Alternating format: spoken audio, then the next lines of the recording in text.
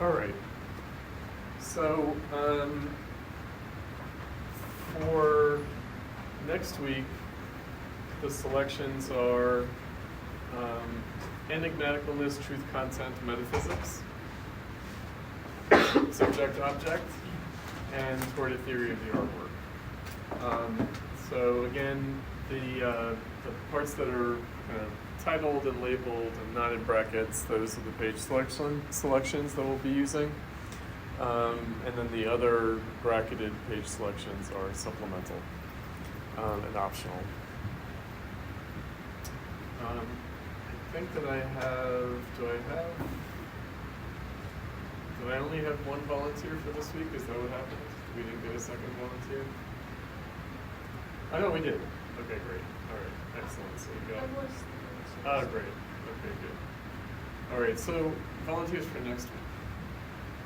That's one. That's another. Okay, you guys. Great.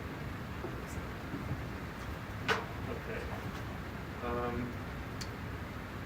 All right, so we did a little bit of introduction to Marxism when we did Lyric Poetry in Society, and I want to sort of round that out. Well, actually, I guess we started that process with Lukács's Theory of the Novel, and then we continued it a bit with Adorno's Lyric Poetry in Society. So I wanted to kind of clue us into some typical Marxist language that Adorno uses, as well as some philosophical language that we've had a little bit of introduction to previously, but not entirely yet. And also some more idiosyncratic language from Adorno. So first of all, I want to remind us of where we started the course with Kant on concepts of nature, concepts of freedom. So this is referring to the dialectic of being and becoming. Also in the Robert Pippin piece we read in the first week, the fraught with oughts character of the present. So the present, one's own time comprehended in thought, that's the subject of philosophy, but it is one's own time fraught with oughts. So fraught meaning we're struggling with the ought, and therefore he's invoking this distinction that Kant makes between the is and the ought. So what is the case? A state of being, which includes everything that has come into being previously, so nature, and nature is not just physical and biological nature as it connotates in English, but historical, cultural, social nature. So it's the second nature that has become first nature for everyone born into history. So it is what is given, what exists, what is, but also what continues, what remains the same in this transformation. This is what freedom means. It means transformation, a process of transformation. And the other side of it, continuity on the one hand, on the other hand, change. And so we have change as not something that's random, but something that is necessary. So it's a process of becoming. So that gives us one set of terms, two concepts, being and becoming. What is, what ought to be. So what is possible, potential and possibility for change, but also what should be transformed, what should be changed. So again, the necessity of it. Actuality, peculiar usage of the term in German idealist philosophy. So something is in its actuality, not merely as it exists, but in its potential possible transformation. So something in its actuality is as it would realize itself rather than as it merely is the case. Concepts of nature, concepts of freedom. Hegel introduces a term that Adorno is certainly going to use, spirit, Geist, which can be translated as spirit. Geist can be translated as spirit, but it can also be translated as mind. So it's consciousness. And consciousness not only in theory, not just what we think, but actually how we act, or practical action. So it's consciousness in practice, not just in theory. That the movement of spirit is what is meant by the emergence of the new and different out of the given and the same. But again, the emergence of the new and the different, not as mere random chance.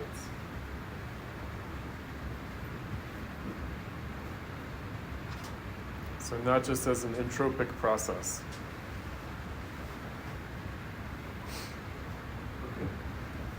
To help specify becoming, we have this Nietzsche term, self-overcoming, Selbstaufhebung, and Aufhebung means sublation, which is a bizarre Latin word that means nothing in English. In German, it just means to take up. Aufhebung means to take up. So Selbstaufhebung means to take oneself up, but also to overcome oneself. And it means two contradictory things at the same time. It means fulfillment, self-fulfillment, and self-negation. It means self-completion and self-transcendence. It means self-realization and self-abolition.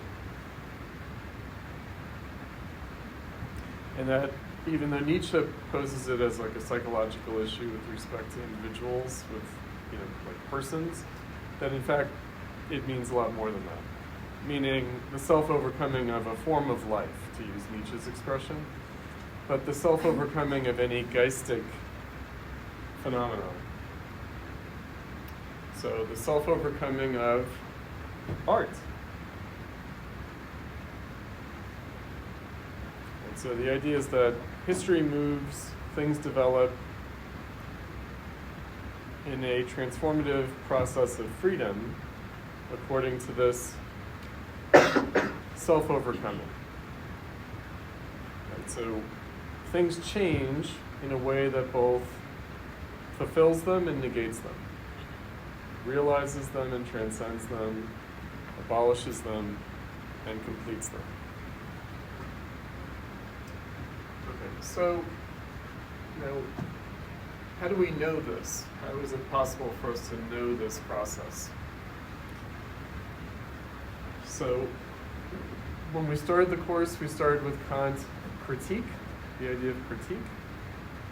And critique doesn't mean criticism merely, it doesn't mean debunking, it doesn't mean deconstructing, or tearing down, or disenchanting, or opposing. Critique means exploration of conditions of possibility for change. So how we can know, according to Kant and Hegel, how can we know this process of transformation from within the process of transformation? So we're in the process of transformation.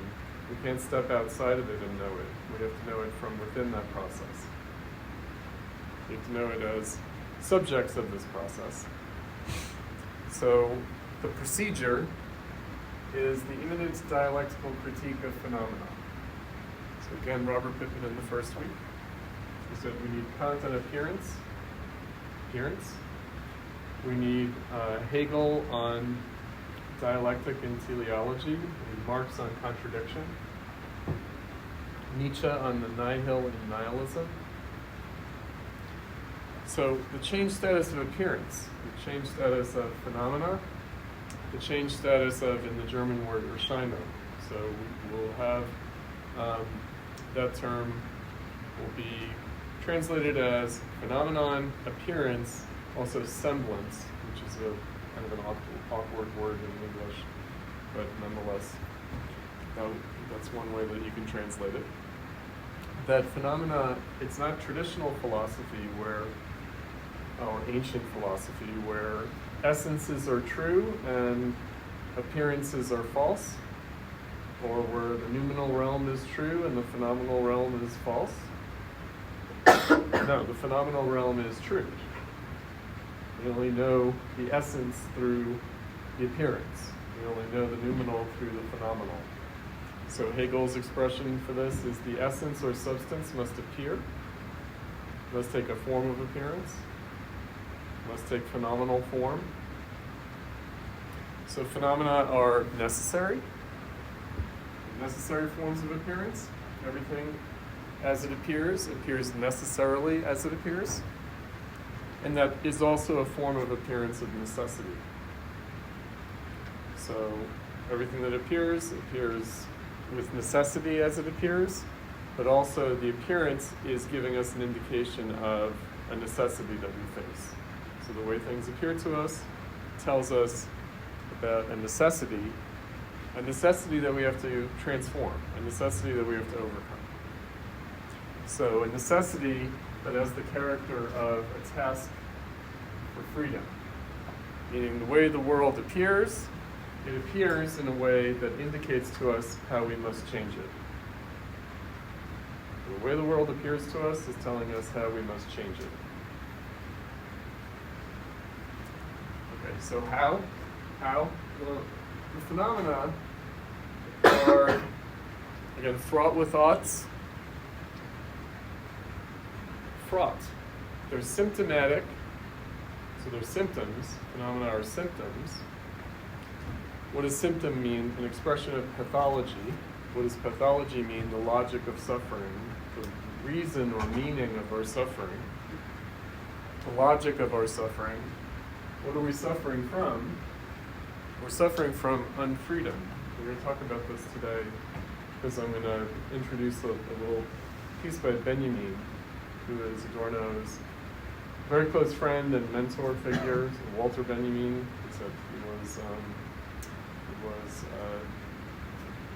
He only had one student who was denied access to academia, and so he only had one student, and that student was Adorno. And then Benjamin took his life fleeing the Nazis, and so Adorno felt duty-bound to carry on their joint agenda for the rest of his life. So you'll see that Benjamin is kind of a dialogue partner in aesthetic theory. He makes mention of Benjamin quite a bit.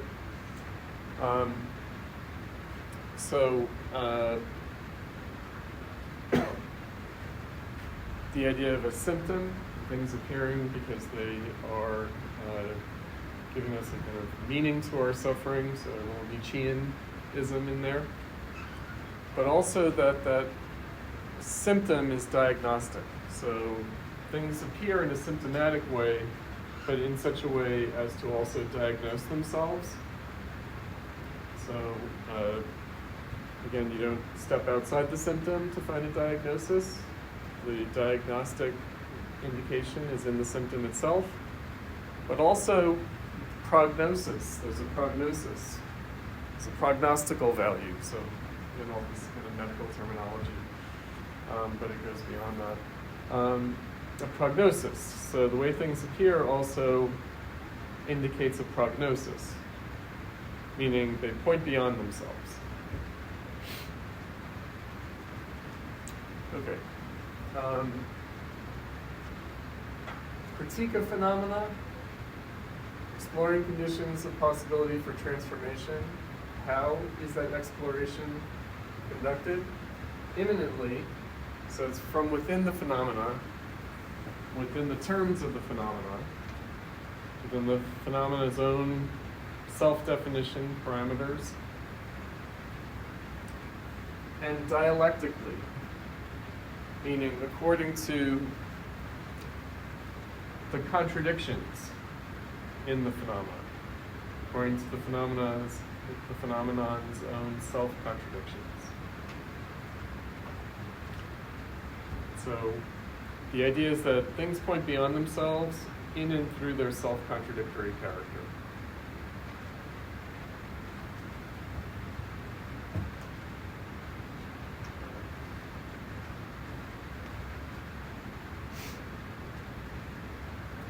we keep in mind that this is what he's doing, and there are sort of two levels here. One level is art, capital A art, this metaphysical object or metaphysical concept, art.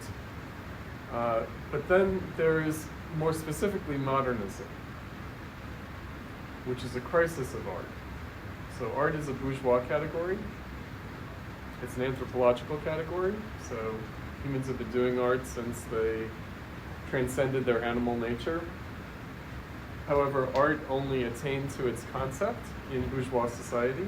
To use a Hegelian concept, meaning art separated itself from ritual, art separated itself from other activities, and became its own activity, attained a self-identity, attained to its concept in bourgeois society.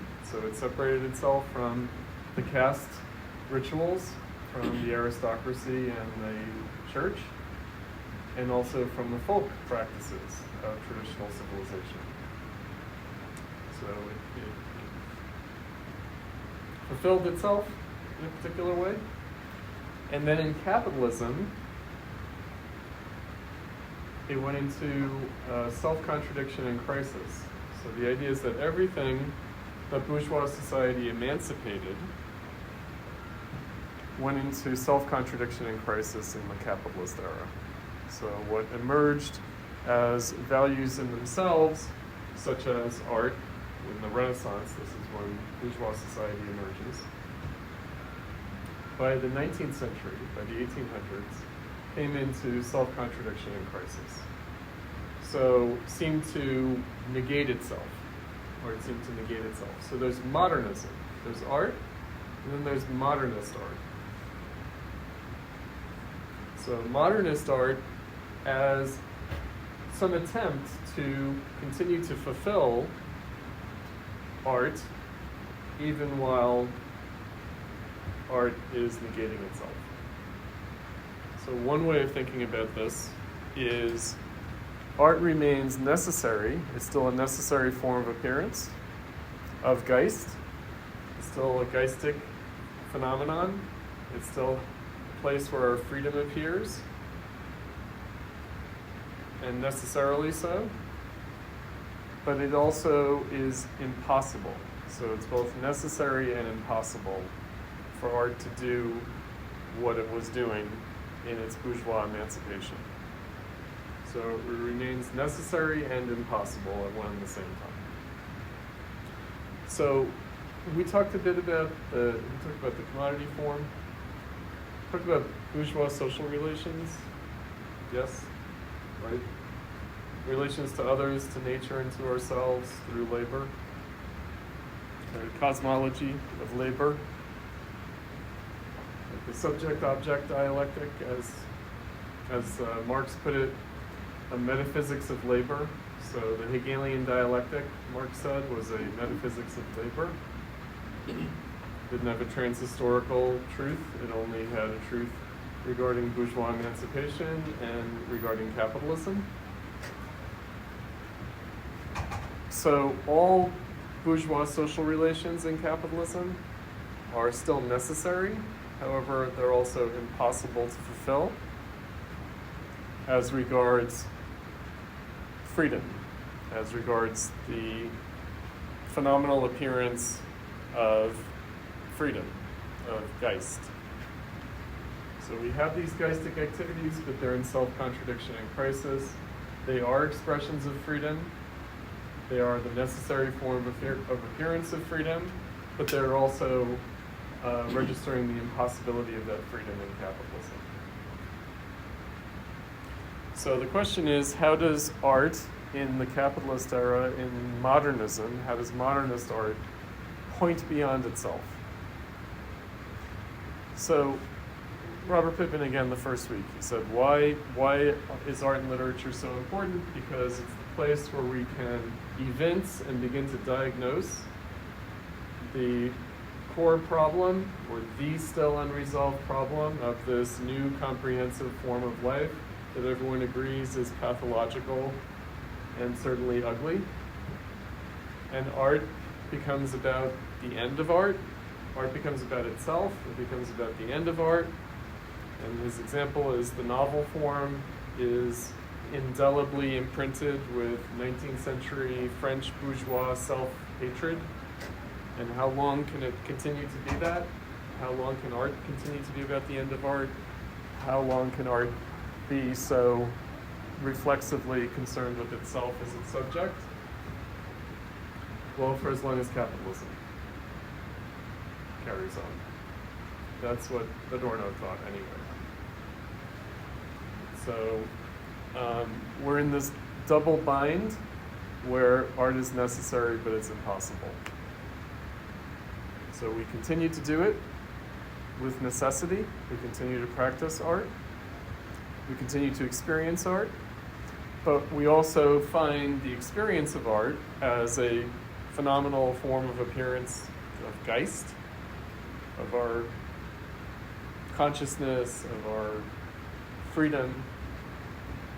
But we also find that experience, the production and consumption of that experience, impossible, even while we, with necessity, continue to try to do it. So art's going to stay, but it's going to stay in crisis. And how to understand that crisis is to, at least for Adorno, to try to understand its self-contradictory character. So a dialectical approach to the crisis of art. So rather than, oh, this bourgeois idea of art is kind of untenable, and so it was always impossible, and so that's why we should stop trying to do it, because it's kind of idealist, kind of fool's errand, kind of baked in, its impossibility. Well, no. Now, what does that look like? It looks like we're trying to constantly restore what art was supposed to do when it liberated itself, when the emancipation of art happened. And so I've used some other language that we've had in the course previously, that art should be more than either propaganda or entertainment. It should be more than either propaganda or entertainment. It will be propaganda and entertainment, but it should be more than propaganda and entertainment. So it can be like sort of official propaganda and like official entertainment, or it can be folk propaganda and folk entertainment, but it should be more than those things. So what should it be? It should be enlightening. Enlightening as to the world and as to art itself, the experience of art itself, aesthetic form itself, aesthetic experience itself. It should be enlightening about the subject and the object of experience. And it does that by being enlightening about art itself. So art is a kind of self-critical, self-enlightening phenomenon that, through enlightening us about itself, opens up onto a broader enlightenment about the world that we're in. So it's supposed to enlighten us about our social relations. As an expression of those social relations, it's also supposed to enlighten, make us critically aware of those social relations. Again, this is a very kind of Hegelian idea of art as a geistic activity. That it is an expression of our freedom that also teaches us about our freedom and enables us to further pursue our freedom. When I say enlightenment, enlightening, Kant famously wrote, "What is enlightenment?" And it was in response to an essay question posed by a journal, and so a lot of people responded. And the question was, what is enlightenment, and do we live in an enlightened age? And Kant said, he defined enlightenment, and then he said, we don't live in an enlightened age, but we live in an age of enlightenment. Meaning, enlightenment's not a state of being, it's a process of becoming. The same way freedom is not a state of being, but a process of becoming. Meaning one is not free, one is becoming free. Always. always tasked with, always struggling for, always in this process of self-overcoming. Which is very different from the Aristotelian, the ancient notion of freedom. The ancient notion of freedom is that if something is able to realize its nature and fulfill its being, then that it defines its freedom.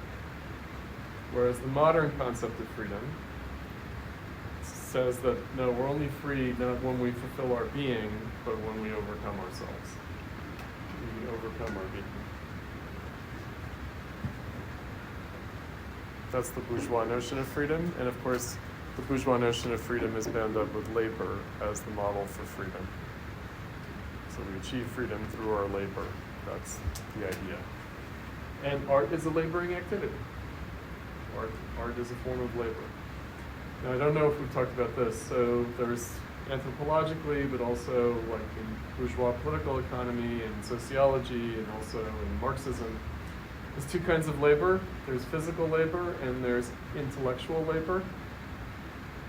So physical labor changes the physical world, and intellectual labor changes the mental world. Art is intellectual labor. Art changes us mentally, not physically. There might be some physical effort involved in making art, but its process of transformation affects our minds, not our bodies, so much. So there's labor as a physical relation, and there's labor as a mental relation. And art for Adorno is on the side of the mental relation and intellectual labor.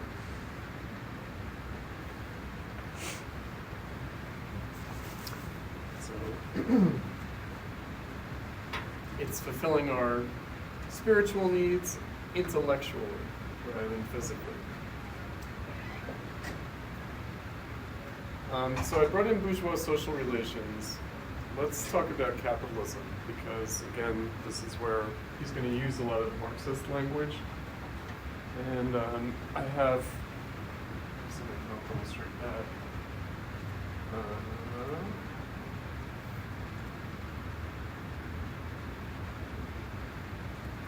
I don't know if we've looked at this before. I don't think we have.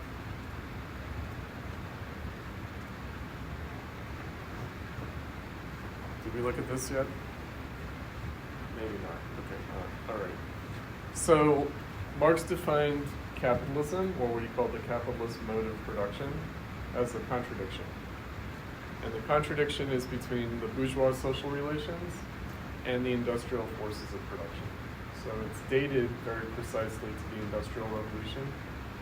So capitalism is defined by its contradiction, and that contradiction is manifest in the Industrial Revolution. The first phase of which is 1750 to 1850. 1750 starting in England, after the French Revolution on the western part of the European continent, and then in the later 1800s in the rest of Europe and also in the United States. And Japan as well. It's been a worldwide phenomenon. So industrial forces of production contradicting bourgeois social relations. Why? Because the bourgeois social relations are the social relations of labor. Another way of putting it that Marx and Engels had was the contradiction between the ideological superstructure and the socioeconomic base. The ideological superstructure, meaning our consciousness, again, in theory and practice, and primarily, with priority, firstly, as a matter of practice, and then our theoretical understanding of it. So that's the ideological superstructure. The socioeconomic base, so contradiction with the socioeconomic base and superstructure. The contradiction of social being and consciousness. Contradiction of social being and consciousness. So not just the dialectical interplay of social being and consciousness, but the contradiction. So again, Pippin said, we need Marx for contradiction. Because Hegel's not going to get us to contradiction, at least not in the world that we live in now. He's going to give us the contradiction, as he saw it, of the pre-bourgeois world that was overcome in fulfilling the bourgeois world. Marx on contradiction, meaning the contradiction of capitalism. So the contradiction of social being and consciousness, meaning our consciousness is bourgeois and our social being is industrial. Our base is industrial, our superstructure is bourgeois. Our practice and our theory are bourgeois, meaning we think we're doing productive labor. We're continuing to explore the frontiers of social cooperation and how we participate and contribute to that social cooperative labor that we're all trying to be a part of. We think we're doing that, and we're actually doing that in our practice, but the historical conditions for it have changed and become contradictory. The historical conditions are those of the Industrial Revolution. Now, another way of thinking about this is as a temporal or historical contradiction. So before class, I was showing a little clip because it just showed up on YouTube for me. Ken Burns is releasing an American Revolution documentary, first episode of which will be broadcast this weekend. And I myself am working on an American Revolution documentary from a socialist perspective, so I'm going to watch the Ken Burns to see what he's leaving out, and we're going to interview some of the same people that he's interviewing.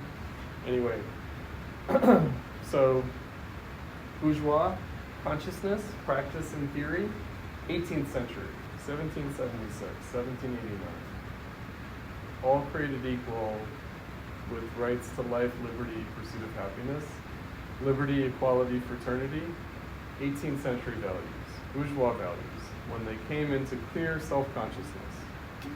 Or as Marx put it, when Habakkuk was replaced by Locke. So originally the bourgeois revolutions coming out of the post-Renaissance era, a lot of it was through the Protestant Reformation. It was understood in Christian terms, and then in the 18th century it's understood in secular humanist enlightenment terms. So consciousness of the 18th century, practice and theory. The United States is still 18th century in its practice and theory, contradicted by the 19th century, by the Industrial Revolution. Meaning, the 19th century Industrial Revolution doesn't square with the values of the U.S. Constitution. Or as Woodrow Wilson said, we just give lip service to the Constitution, whereas in reality, we have to manage industrial production by the government in a way that totally violates the Constitution, but we have to pretend that we're following the Constitution. But it's impossible to change the Constitution. Right, so clearly registered contradiction. We're ostensibly living in the values of the bourgeois revolution, but in reality, we're doing things that violate those values because we have to have the state technocratically manage industrial production capitalism. We have known that for over 100 years. As Marx put it, the ideological superstructure changes more slowly than the socioeconomic base.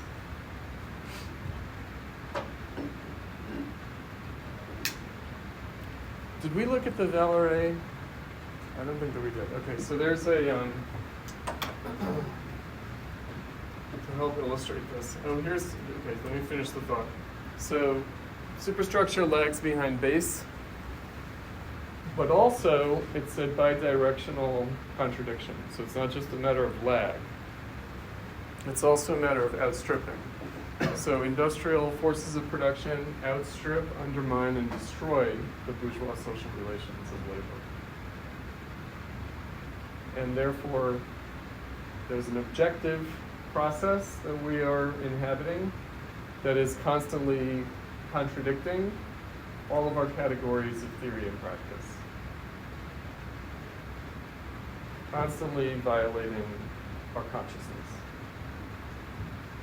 Right? And that's why we think, oh, maybe we should go back to Buddhism, or we should send out ethnographic teams to figure out what the hunter-gatherers are doing in the Andaman Islands or in the Amazonian rainforest, and we should understand their cosmology. because it's better than ours, because ours is fucked. And it's like, yeah, good luck with that. Good luck trying to do industrial capitalism with hunter-gatherer consciousness. That's not really going to work. But anyway, it's a fantasy that we have, right? Or we might want to go back to true Islam, let's say.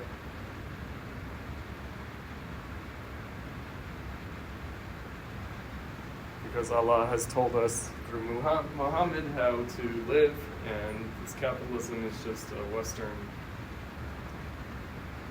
dead end.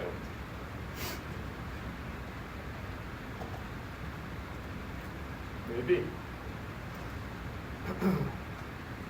But no, that's because we're just dealing with the contradiction.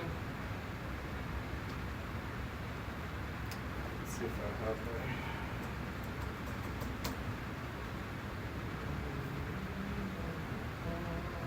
Oh, I may have it here. Hold on one second.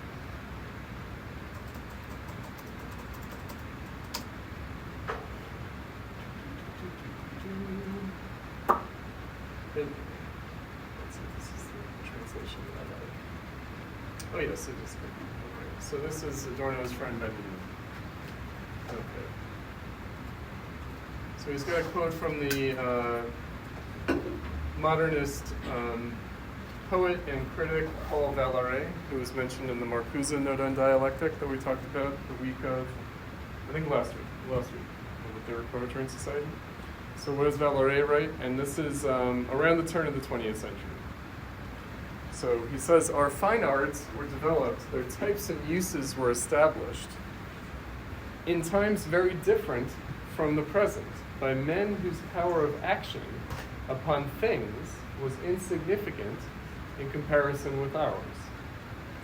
But the amazing growth of our techniques, the adaptability and precision they have attained, the ideas and habits that they are creating, make it a certainty that profound changes are impending in the ancient craft of the beautiful. In all the arts, there is a physical component which can no longer be considered or treated as it used to be, which cannot remain unaffected by our modern knowledge and power.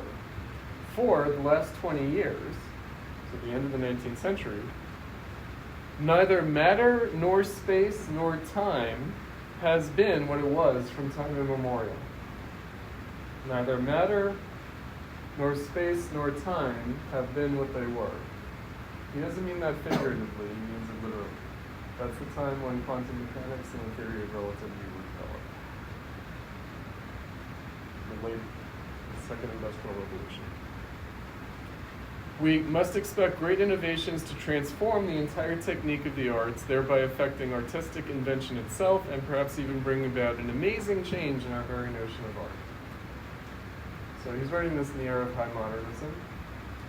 And like I said, he means it very literally. Neither space, nor time, nor matter, nor energy were what they were before. And that is simply true. We live in a world where space, time, matter, and energy are not what they were before the second industrial revolution. We split the atom. We create new particles and particle accelerators. We do things.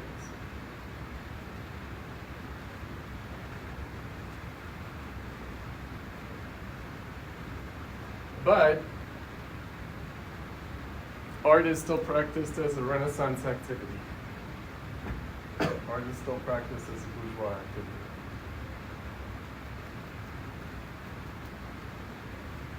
Contradiction of bourgeois social relations, industrial forces of production.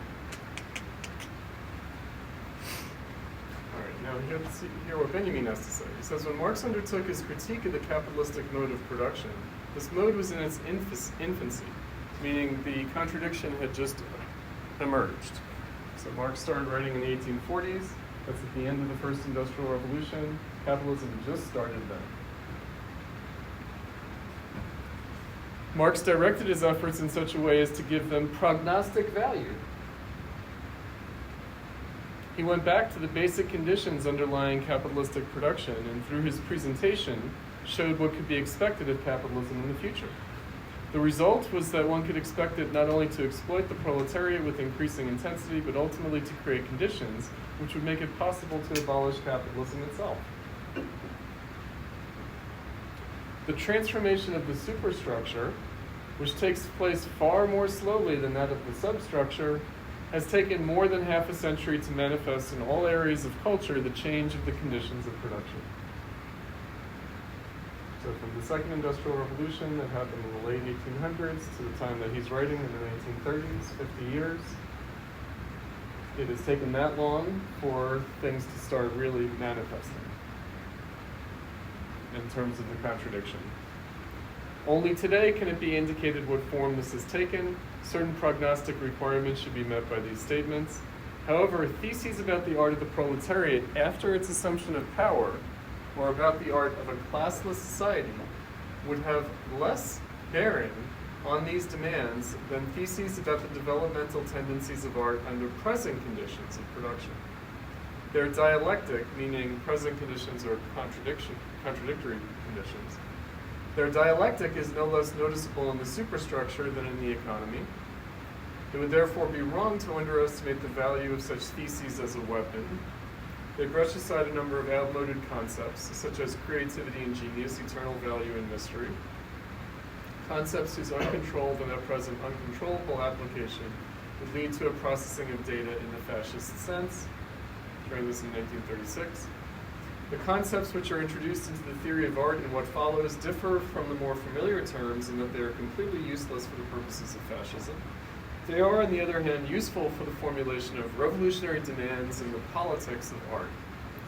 Okay, so what does this mean? All right, so he's going to try to find some theses that express the contradiction of art after the contradiction of capitalism has been fully manifest in the domain of art, which he thinks has happened in the 20s and 30s.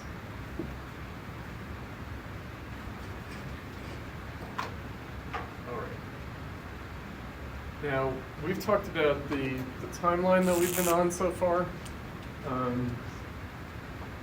We put modernism as a circa 1848 phenomenon. The original modernism, Baudelaire.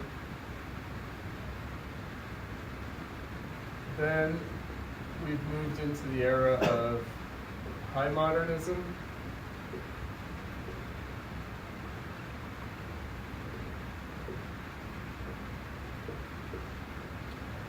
Now, now what we're dealing with, for instance, via Benjamin, what he's writing about here, is the crisis of modernism. The crisis of modernism itself. So if modernism is already the crisis of art, then post-World War I is the crisis of modernism itself. And it's not only a crisis, but it's also a disintegration of modernism. So you get a number of phenomena after World War I that have antecedents, but that are only fully kind of expressed. So you get the 20th century avant-garde.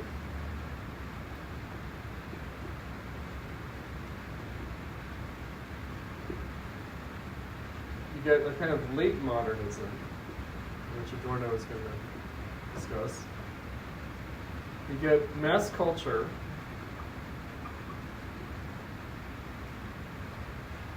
And you get political art. So you get the art of communism, fascism, liberal democracy, nationalism, you get political art. So the crisis and disintegration of modernism, all of these are phenomena of this crisis of disintegration of modernism. So modernism sort of distills out into these different phenomena. And I had mentioned that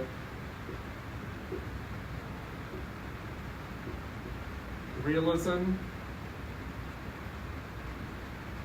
is a parallel outgrowth of Romanticism. So in the 20th century, the political art of communism adopts as its official ideology socialist realism, and it's based on bourgeois realism, because it's based on the art and culture of bourgeois society before bourgeois society became decadent. So it's kind of circa 1830. Basically, they look at what literature did Marx and Engels like. They like Charles Dickens, Balzac, the realists, and they say, well, so we need that realism, but not just a realism about bourgeois society, but a realism about proletarian conditions, and therefore it's socialist realism. But basically, it's trying to save bourgeois culture from its decadence and modernism. So kind of opposition of realism and modernism. So realism is the last great achievement of bourgeois society before capitalist decadence, and modernism is the capitalist decadence, which they reject.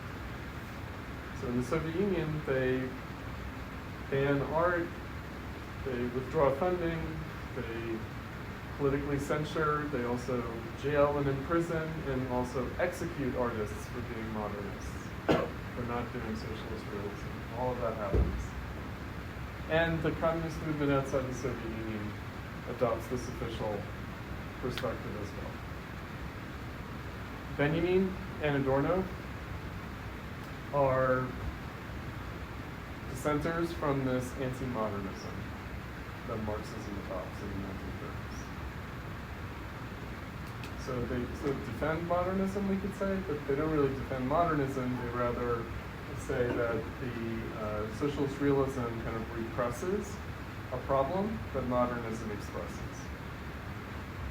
So you can try to repress it, but you're not really getting rid of the problem. You're just giving it a kind of repressed character in socialist realism. So they would consider socialist realism to be modernism, but modernism that denies itself. Meaning it still has all the self-contradictions of modernism, but in a way that hides it. Whereas, from their perspective, modernist art clearly evinces its self-contradictory character. Like it wears it on its sleeve. Okay. That's one little bit of Benjamin. Now we're going to have another.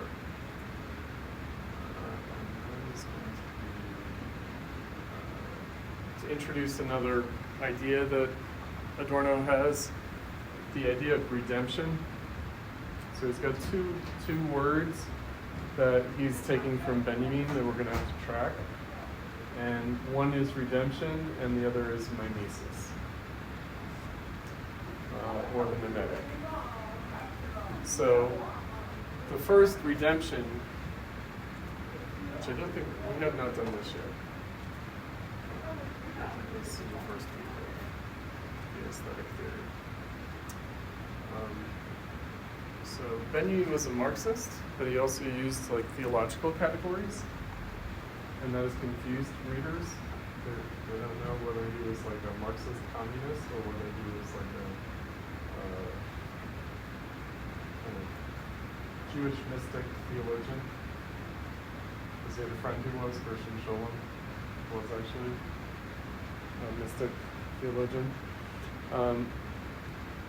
No, he was a Marxist. Okay, so let's look at what he uses, this term that is from theology, redemption. And it's a concept, it's a term in both Judaism, but also in Christianity, and using it in both senses. So the concept of redemption, the idea of this task of transformation also exhibiting a character of redemption.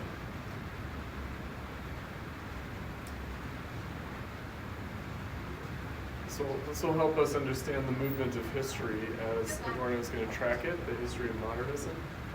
Okay, so here's Benjamin. Only the Messiah himself consummates all history in the sense that he alone redeems, completes, creates its relation to the Messianic. For this reason, nothing historical can relate itself on its own account to anything messianic. So he's got two categories up front, history and the messianic. History and the messianic. Therefore, the kingdom of God is not the telos of the historical dynamic. It cannot be set as a goal. From the standpoint of history, it is not the goal, but the end. Therefore, the order of the profane, so he's introducing an anthropological concept, the profane as opposed to the sacred. The order of the profane cannot be built up on the idea of the divine kingdom, and therefore theocracy has no political, but only a religious meaning. To have repudiated with utmost vehemence the political significance of theocracy is the cardinal merit of Ernst Bloch's Spirit of Utopia. So Ernst Bloch is a friend of Benjamin's, and also of Gerhard Lukács, who we read, and they're a little bit of an older generation from Adorno. And like Benjamin, Bloch converted to Marxism around the time of the Russian Revolution. So they were already intellectuals, writers before the Russian Revolution. They converted to Marxism after the Revolution. So repudiating a theological understanding with utmost vehemence, the order of the profane, or the political realm, should be erected on the idea of happiness. So not redemption, but happiness. Well, we'll see what this means. The relation of this order to the messianic is one of the essential teachings of the philosophy of history. It is the precondition of a mystical conception of history containing a problem that can be represented figuratively. If one arrow points to the goal towards which the profane dynamic acts, and another marks the direction of messianic intensity, then certainly the quest of free humanity for happiness, or the pursuit of happiness as we know it, runs counter to the messianic direction. But just as a force can, through acting, increase another that is acting in the opposite direction, so the order of the profane assists, through being profane, the coming of the messianic kingdom. The profane, therefore, although not itself a category of this kingdom, redemption, is a decisive category of its quietist approach, for in happiness, all that is earthly seeks its downfall, and only in good fortune is its downfall destined to find it. Whereas admittedly, the immediate messianic intensity of the heart, of the inner man in isolation, passes through misfortune as suffering, to the spiritual restitutio and integrum, which introduces immortality, that's the bodily resurrection, corresponds a worldly restitution that leads to the eternity of downfall. Transient in its, and the rhythm of this eternally transient worldly existence, transient in its totality, in its spatial but also its temporal totality, the rhythm of messianic nature is happiness. For nature is messianic by reason of its eternal and total passing away. To strive after such passing, even for those stages of man that are nature, is the task of world politics, whose method must be called nihilism. Okay, so where does that nihilism come in? Engels, in his most widely read book, actually the most widely read book of Marxism before the Russian Revolution, called Socialism, Utopian and Scientific, quotes Goethe's Mephistopheles, and in it, Mephistopheles says, this is Dr. Faust, all that exists deserves to perish. And Engels said that is the approach of communism from a scientific standpoint. All that exists deserves to perish. The method of nihilism. All that exists will perish, deserves to perish. It's a little bit like Nietzsche. If something is falling, give it a push. Meaning, if something is falling anyway, become a subject and not just an object without change. Everything that exists deserves to perish. The method of nihilism. Method of nihilism from what standpoint? From the standpoint of religion, for example. Now, the spiritual restitutio and integrum, the bodily resurrection, so the idea is something like this. Adam and Eve were expelled from Eden, from paradise for eating from the forbidden fruit of the tree of knowledge, or defying God by acting by free choice, exercising their freedom. They attained knowledge, and for that they were expelled from paradise. What did that do? It introduced time and mortality, sickness and death, also biological reproduction, none of which were the case in paradise. So in Eden, there's no time, there's no death, there's no reproduction. So it's outside of time. Eden, paradise exists outside of time. The kingdom of God, the Messianic kingdom, is at the end of time. So the idea is that at the end of time,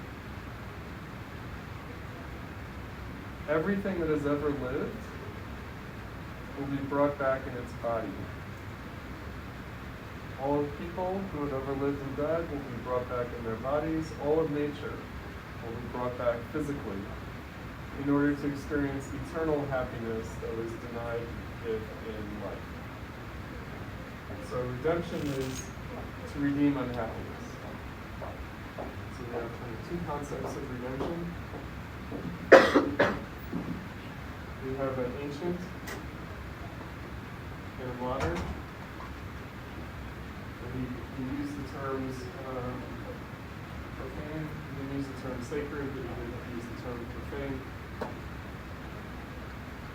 So that's one duality, the sacred and the profane. We could also do the messianic or theological and the political. So it's got the arrow that points in two different directions. So redemption is at one end, and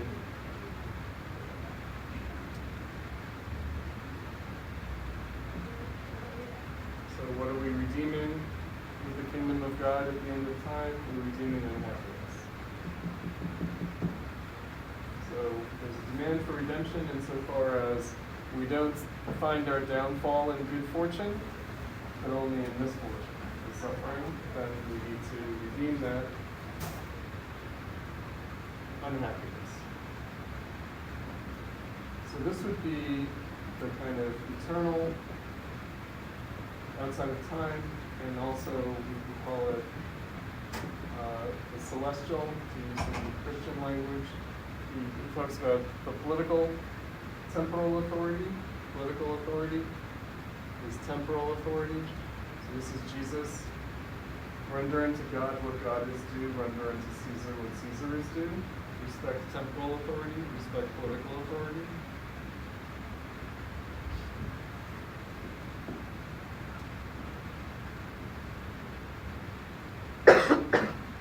So redemption in a secular sense, as opposed to a celestial sense. So the church has celestial authority, and the political realm is temporal authority and secular authority. Redemption outside of time is this messianic redemption. Redemption inside of time, within history itself. So philosophy of history. Redemption within history is not about unhappiness, but is about unfreedom. So you can't redeem unhappiness within time. You have to wait till the end of time to redeem unhappiness. But you can redeem unfreedom in history. The historical dynamic. It's Hegel.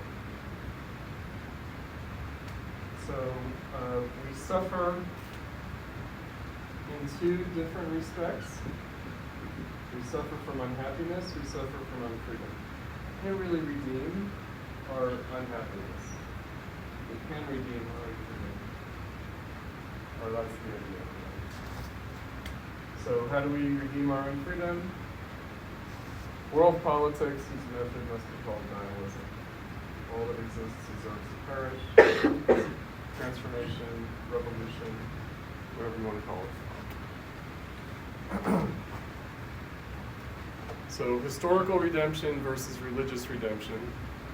religious redemption outside of time, political redemption, historical redemption within time, within the historical dynamic itself.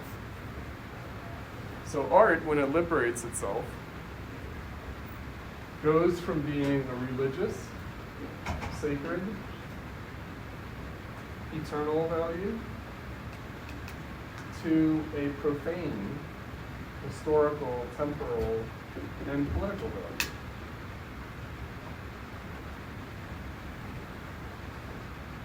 But that political value is super tricky.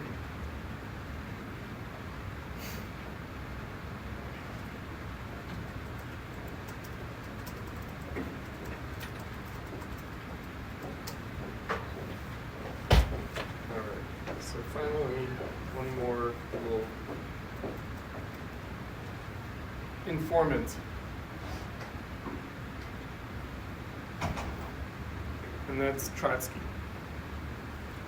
So he was one of the leaders of the Russian Revolution, ended up falling out with the leadership of the Soviet Union, lives in exile in Mexico, we'll see, killed in exile.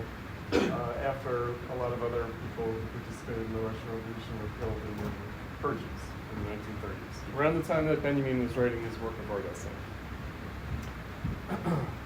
So Trotsky's book, Literature and Revolution, was hugely influential for Benjamin and for Adorno.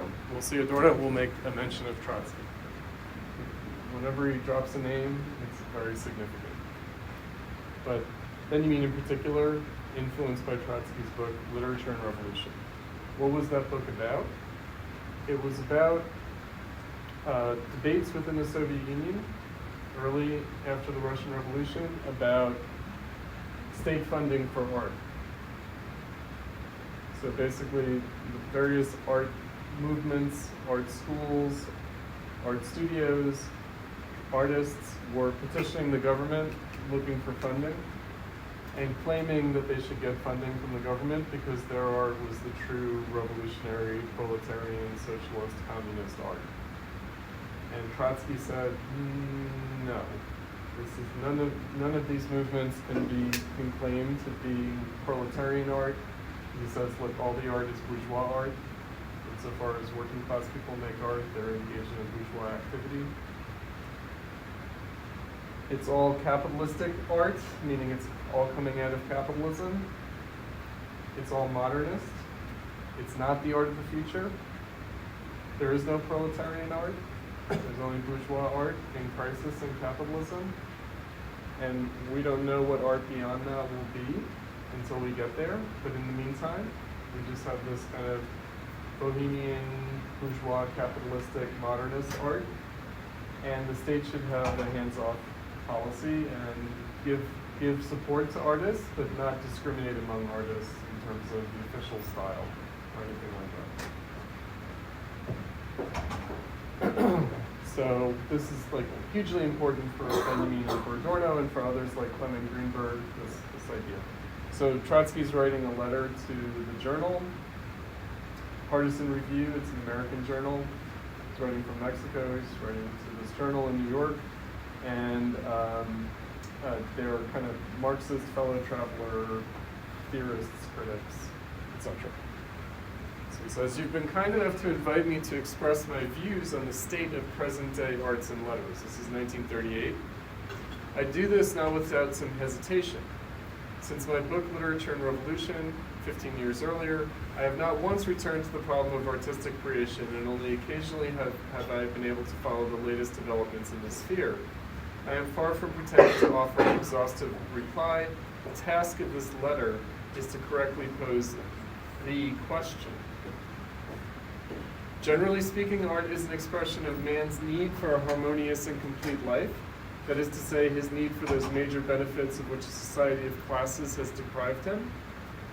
That is why a protest against reality, either conscious or unconscious, active or passive, optimistic or pessimistic, always forms part of a really creative piece of work. It's a very peculiar definition of art. Art is a protest against reality. Nonetheless, we'll see how core this is to Adorno. And again, it's a protest against reality, whether it's aware of it or not, whether it's optimistic or pessimistic in that protest. Every new tendency in art has begun with rebellion. Bourgeois society showed its strength through long periods of history in the fact that combining repression and encouragement, boycott and flattery, it was able to control and assimilate every rebel movement in art and raise it to the level of official recognition. But each time this recognition betokened, when all is said and done, the approach of trouble. It was then that from the left wing of the academic school or below it, i.e. from the ranks of a new generation of bohemian artists, a fresher revolt would surge up to attain in its turn, after a decent interval, the steps of the academy. Through these stages passed classicism, romanticism, realism, naturalism, symbolism, impressionism, cubism, futurism. Nevertheless, the union of art and the bourgeoisie remained stable, even if not happy, only so long as the bourgeoisie itself took the initiative and was capable of maintaining a regime both politically and morally democratic.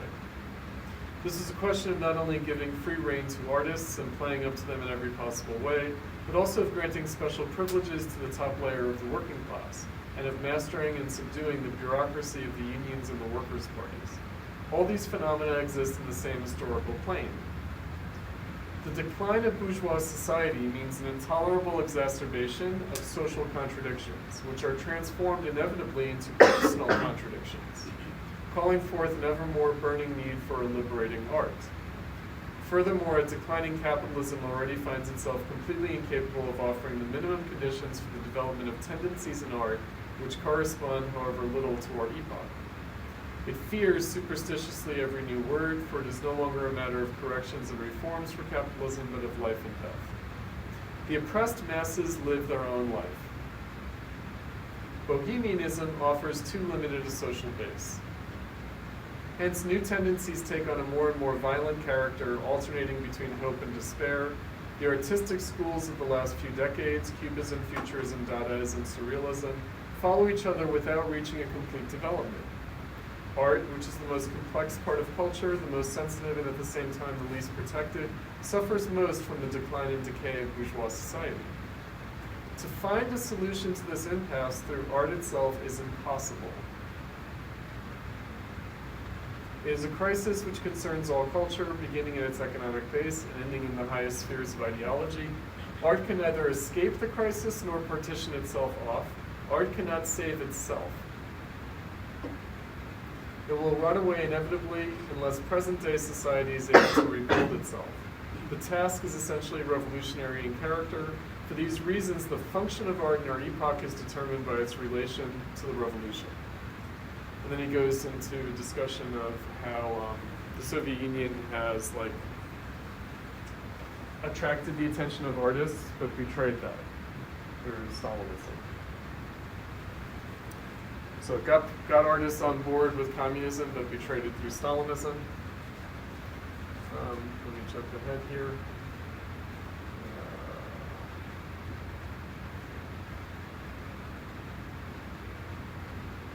To the end. Here we go. The real crisis of civilization is above all the crisis of revolutionary leadership. Stalinism is the greatest element of reaction in this crisis. Without a new flag and a new program, it is impossible to create a revolutionary mass base. Consequently, it is impossible to rescue society from its dilemma. But a truly revolutionary party is neither able nor willing to take upon itself the task of leading, and even less of commanding, art, either before or after the conquest of power. Such a pretension can only enter the head of a bureaucracy, ignorant and impudent, intoxicated with its own totalitarian power, which has become the antithesis of the proletarian revolution. Art, like science, not only does not seek orders, but by its very essence cannot tolerate them. Artistic creation has its own laws, even when it consciously serves a social movement. Truly intellectual creation is incompatible with lies, hypocrisy, and the spirit of conformity. Art can become a strong ally of revolution only insofar as it remains faithful to itself. Poets, painters, sculptors, and musicians will themselves find their own approach and methods. if the struggle for freedom of oppressed classes and peoples scatters the clouds of skepticism and pessimism which cover the horizon of mankind. The first condition of this regeneration is the overthrow of the domination of the Kremlin bureaucracy. Of course, that didn't happen until much later, and then it didn't really have this effect. And then he says, may your magazine take its place in the victorious army of socialism and not in a concentration camp. Okay, so arts of protest against reality. The masses, the oppressed masses, live their own life. Bohemianism has too narrow a social base. Art cannot save society. Art cannot even save itself. To find a solution through art alone is impossible.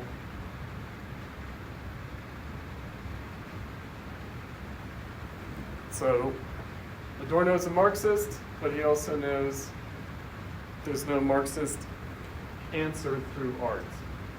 There's no Marxist answer through art. There's no practice of art that's going to be able to solve things. But is there a practice of humanity that would be able to solve things? Yes. It's just reflecting No. that. Yes and no. Meaning there is this political task. So here's the last bit that I'll introduce here, because it has to do with this view of history that they have. Benjamin Adorno, and we're going to track Adorno. So the idea is that bourgeois society, bourgeois social relations, and bourgeois culture and bourgeois art emerged within a political system of feudalism. It emerged under the traditional regime. It emerged in traditional civilization. And then only at the end of that process did you have a political change. So you had a transformation of society, you had a social revolution, that at the end became a political transformation. So France, England, the Netherlands, they were bourgeois before they had their revolutions, their political revolutions. The United States, the colonies were bourgeois before the American Revolution. So the political revolution comes to match the state with society, after society itself had already changed. The Marxist idea is about achieving socialism is the opposite of that.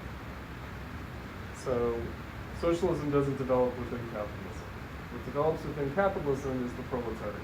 And the proletariat is a negative value, meaning it's basically the workers who are denied their bourgeois rights as workers. So the self-contradiction of labor in bourgeois society means that labor is proletarianized. And the only thing that can be done under capitalism is the production of a movement, basically, to overthrow capitalism. And then when that movement achieves its goal, namely a political revolution, it's still capitalism. It's still capitalism. So the Marxist understanding is that the political revolution happens before the social transformation. It remains capitalism. It remains bourgeois society.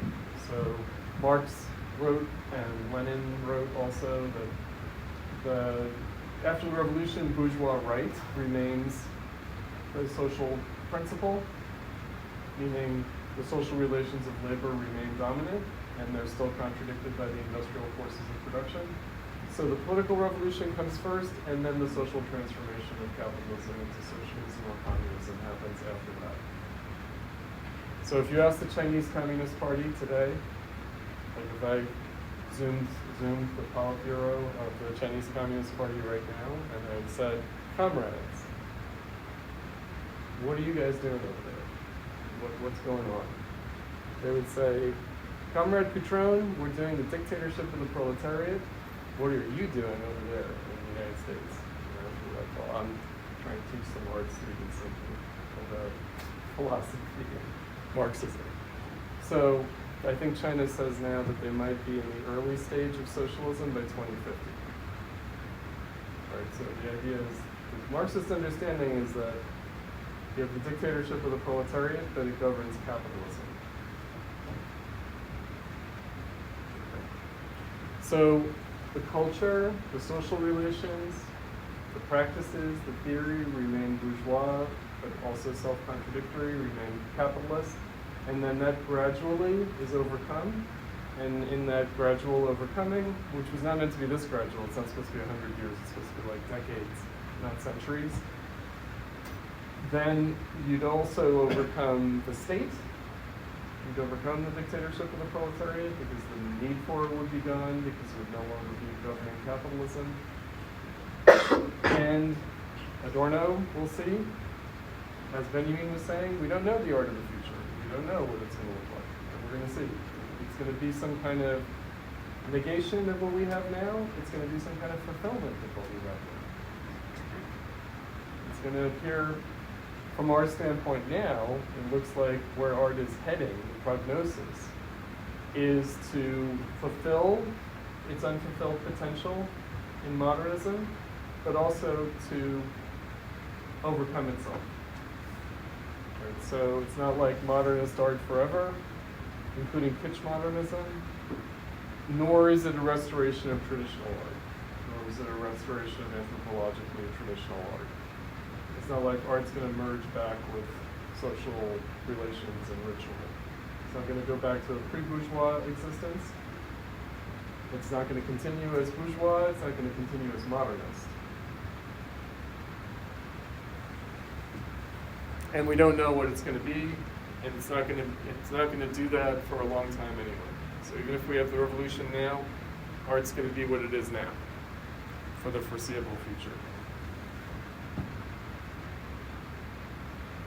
You can kill all the artists, it's not going to change anything, because they tried that. In the Cultural Revolution in China, they tried that. In the Soviet Union, they tried that. It doesn't really change anything. It still remains modernism. It still remains bourgeois art in crisis and capitalism. It still remains alienated and reified, to use some language we encountered before. And therefore, still is a phenomenon that exhibits the character of the demand for redemption, to use that language. Okay.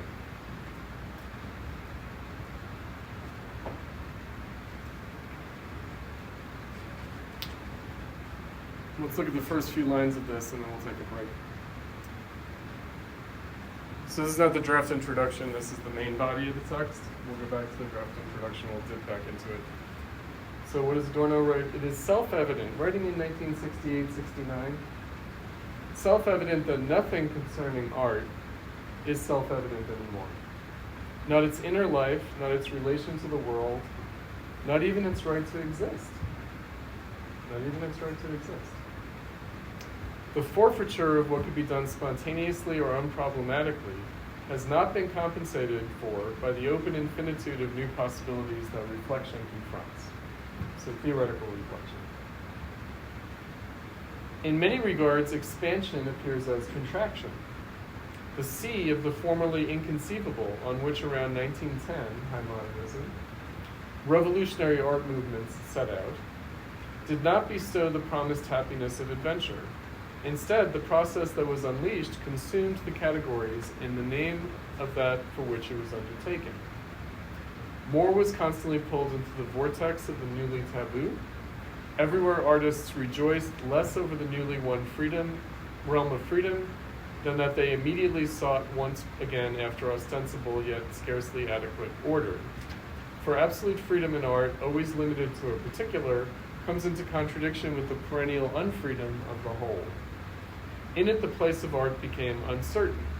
The autonomy it achieved, so it's bourgeois emancipation, after having freed itself from cultic function and its images, was nourished by the idea of humanity.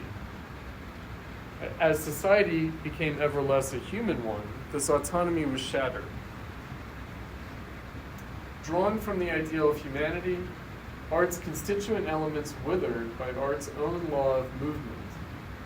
Yet art's autonomy remains irrevocable. All efforts to restore art by giving it a social function, so socially responsible art, of which art is itself uncertain and by which it expresses its own uncertainty, are doomed. Indeed, art's autonomy shows signs of blindness. Blindness was ever an aspect of art.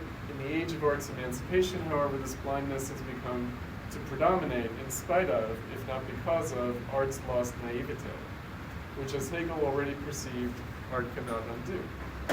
This binds art to a naivete of a second order, the uncertainty over what purpose it serves. It is uncertain whether art is still possible, whether, with its complete emancipation, it did not sever its own preconditions. This question is kindled by art's own past. Artworks detach themselves from the empirical world and bring forth another world, one opposed to the empirical world, as if this other world too were an autonomous entity. So protest against reality, as Trotsky put it. Thus, however tragic they appear, artworks tend a priori toward affirmation. The cliches of art's reconciling glow enfolding the world are repugnant not only because they parody the emphatic concept of art, with its bourgeois version, and class it among those Sunday institutions that provide solace, these cliches rub against the wound that art itself bears.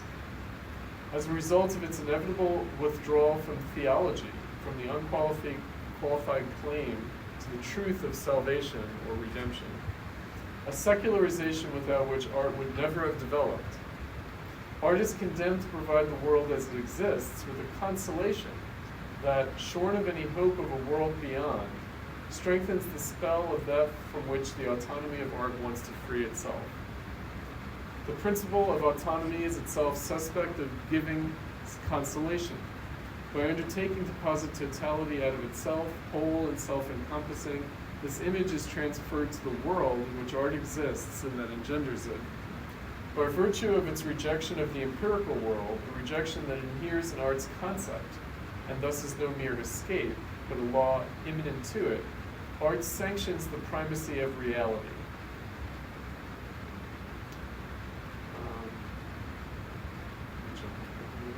This is Helmut Kuhn. I'll do this. In a work dedicated to the praise of art, Helmut Kuhn warranted that art's each and every work is a paean. His thesis would be true were it meant critically. In the face of the abnormity into which reality is developing, art's inescapable affirmative essence has become insufferable. Art must turn against itself, in opposition to its own concept, and thus become uncertain of itself right into its innermost fiber. Yet art is not to be dismissed simply by its abstract negation. So the anti-art or anti-aesthetic that's connected to the 20th century avant-garde. Yeah? Is it paean or epoch? What? No, it's like a kind of an ode or a kind of eulogizing, a kind of a kind of admiration.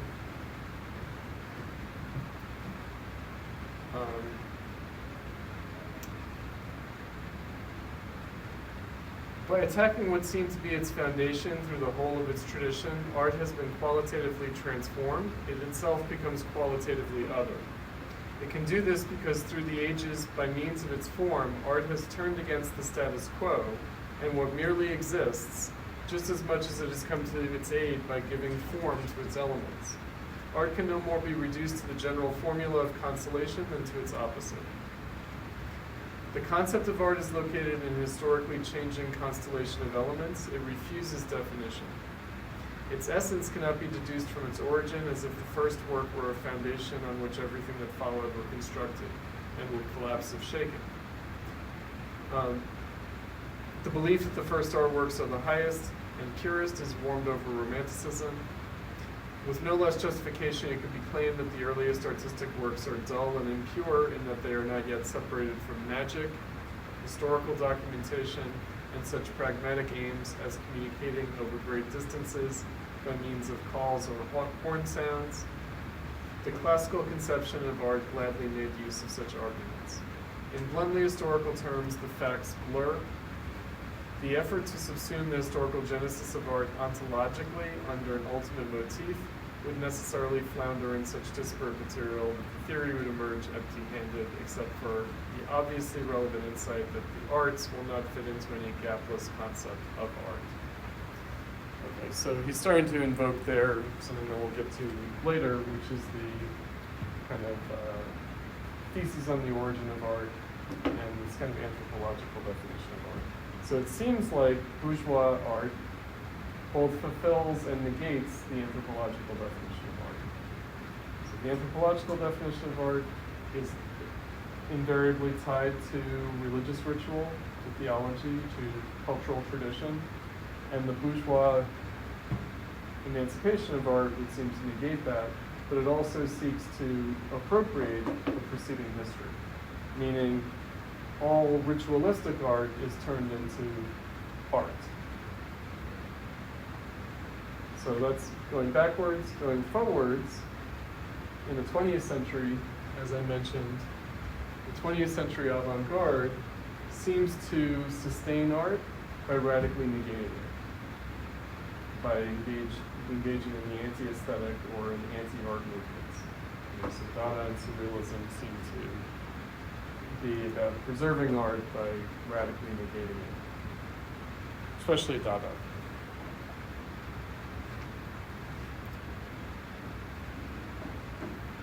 All right, let's take a short break, and then we'll come back and we'll get into the notes that you guys posted. All right, let's resume. All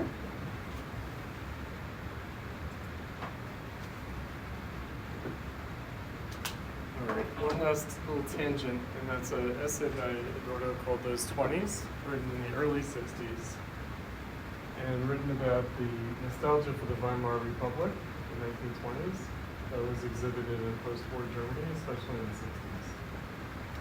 the 60s. Just to give a sense of how he's thinking about history. So we've already had circa 1910. Now let's see what he talks about here. Slogans make themselves suspect not just because they serve to degrade thoughts into mere game-playing chips, they are also the index of their own truth. What the public, and particularly the revivalist vogue, nowadays thinks belonged to the 1920s, was in fact already fading at that time, by 1924 at the latest. The heroic age of the new art was actually around 1910.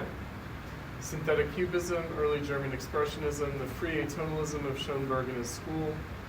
Adolf Frisi has noted this fact in a recent radio interview with Lotte Lenya.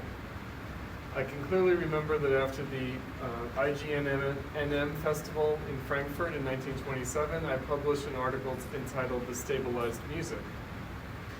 It was not, as is usually assumed, the pressure exerted by the National Socialist terror that brought regression, neutralization, and a funereal silence in the arts, for those phenomena had already taken shape in the Weimar Republic and in liberal continental European society generally. The dictatorships did not swoop down on this society from outside in the way Cortés invaded Mexico. Rather, they were engendered by the social dynamic following the First World War, and they cast their shadows before them. This is immediately evident in the products of mass culture manipulated by highly centralized economic power. One has only to listen to the record albums that are now being revived as the hit songs and chansons from the 1920s to be astonished at how little has changed in this whole sphere. As with fashion, the packaging changes, but the thing itself, a conventional language composed of signals to suit the conditioned reflexes of consumers, essentially remain the same, as jazz, for instance, was a perennial fashion. While it seems that such past fashions have a naive and awkward aspect in comparison with the current trend, that they are doing what the slang of American light music calls corny, that they are what the slang of American light music calls corny, this is due less to the substance of what is disseminated than to the time factor in abstracto, and most of the progressive perfecting of the machinery and of social psychological control. The quality of being not yet quite so smart, which provokes smiles from the same type of people who in those days acclaimed Mistinguett and Marlena, is of the same nature as the ideologizing nostalgia that clings to those same products today. The period's comparative backwardness in the techniques of consumer culture is misinterpreted as though to mean it was closer to the origins, whereas in truth it was just as much organized to grab customers as it is in 1960. In fact, it is a paradox that anything at all changes within the sphere of culture rationalized to suit industrial ideals. The principle of ratio or reason itself, to the extent that it calculates cultural effects economically, remains the eternal invariant. That is why it is somewhat shocking whenever anything from the sector of the culture industry becomes old-fashioned. The shock value of this paradox was already exploited by the Surrealists in the 1920s when they confronted the world of 1880. In England, at that time, a book like Our Fathers by Alan Bott had caused a similar effect. Today, the shock effect is produced by the 20s, similar to the effect of the world of images of the 1880s produced around 1920. But the repetition deadens the shock effect. The defamiliarization of the 20s is the ghost of a ghost.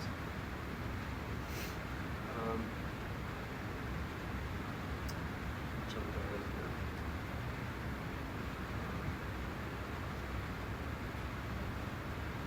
Nevertheless, the idea that the 20s were a world where, as Brecht puts it in Nahagoni, everything may be permitted, that is a utopia, also has its truth. At that time, and shortly after 1945, there seemed to be a real possibility of a politically liberated society. But it only seemed so. Already in the 1920s, as a consequence of the events of 1919, that's the failure of the German Revolution to expand the Russian Revolution, the decision had fallen against that political potential that, had things gone otherwise, with great probability would have influenced developments in Russia and prevented Stalinism.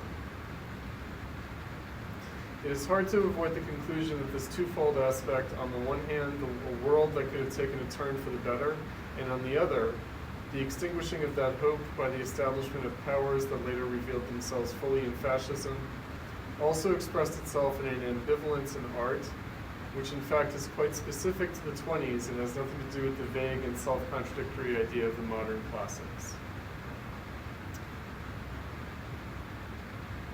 Okay.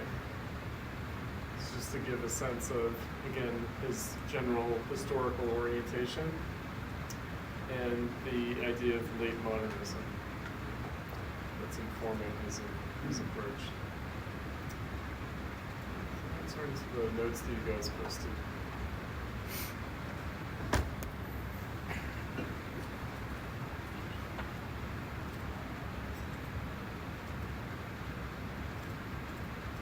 Isn't his sort of characterization seem a little dismissive of art after 1924? I mean, the German expressionism, kind of how John Sternfield going all the way into the 1930s, like he's leaving out big chunks of heroic art. Like people I just mentioned, like John Sternfield,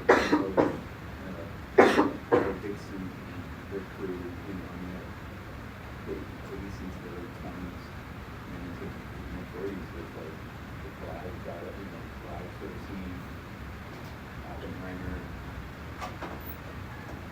Right, so the idea though is that, as he said in the beginning of aesthetic theory, the idea is that it seems like radical freedom expressed its opposite, which is the need for discipline.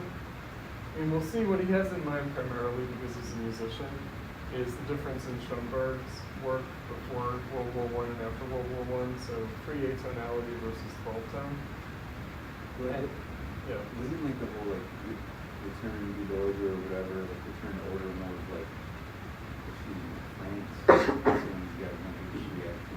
Picasso. But the Germans were doing expressionism at that time. I don't know, it seems a little bit. Well, they're doing expressionism before World War I, and then they continued after World War I for sure. And the 20th century avant-garde after World War I is considerable. It is. And it's not like, not being dismissed, but rather that it's a set of pattern. And what he's saying is that the 20s set a pattern for everything that came after, and that the 20s already bore the effect of the failure of the political project. So there's a lot of, obviously political ferment in the 1920s, and then there's the struggle against fascism, like that unites the 20s and 30s. But, we have to also admit one basic fact about that struggle against fascism. Fascism won. Like, it took over all of Europe, except for England and the Soviet Union and the United States, basically. But otherwise, fascism succeeded. And so all he's saying is that what's the phrase that he has, that fascism didn't swoop down on society like Cortez swooped down on Mexico. It came from within that society.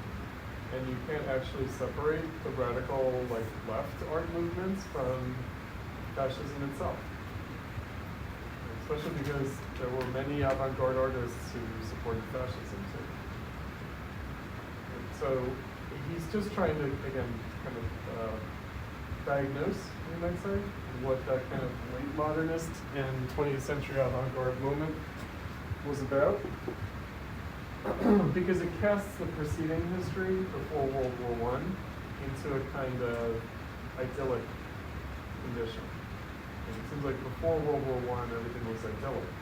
But in fact, what we know from the pre-World War I world is that it was anything but idyllic. Like the Second Industrial Revolution, the Gilded Age, like very brutal.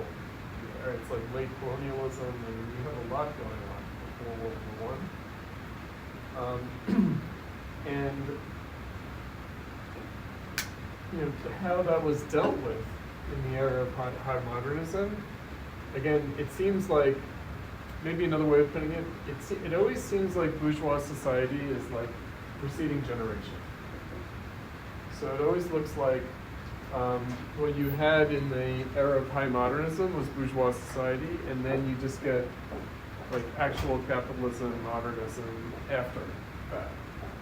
Similarly, like the 60s generation, so we're definitely living under the spell, you might say, under the tutelage of the boomers of the 60s generation.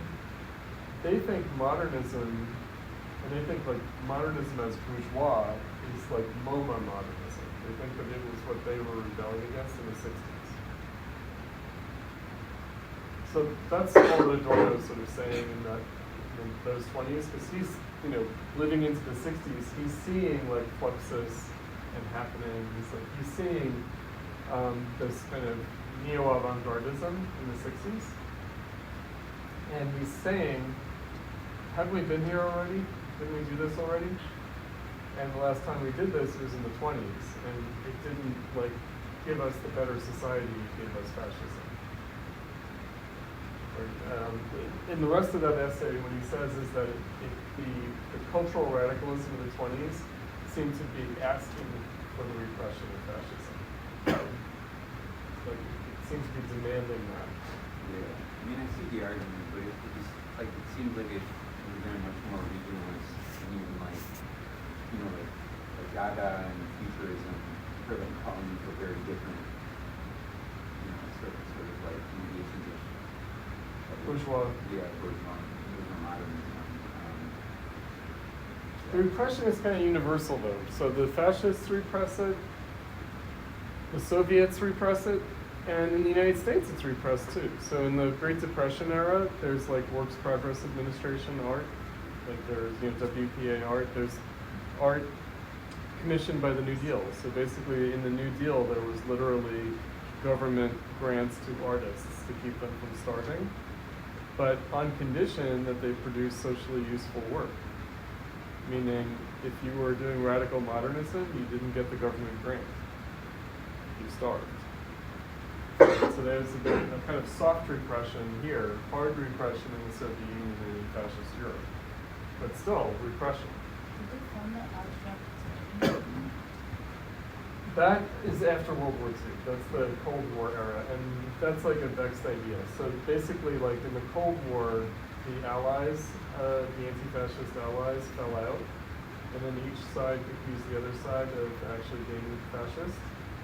So like the Soviet Union referred to the West as the fascist bloc, and the West referred to the East bloc as red fascism.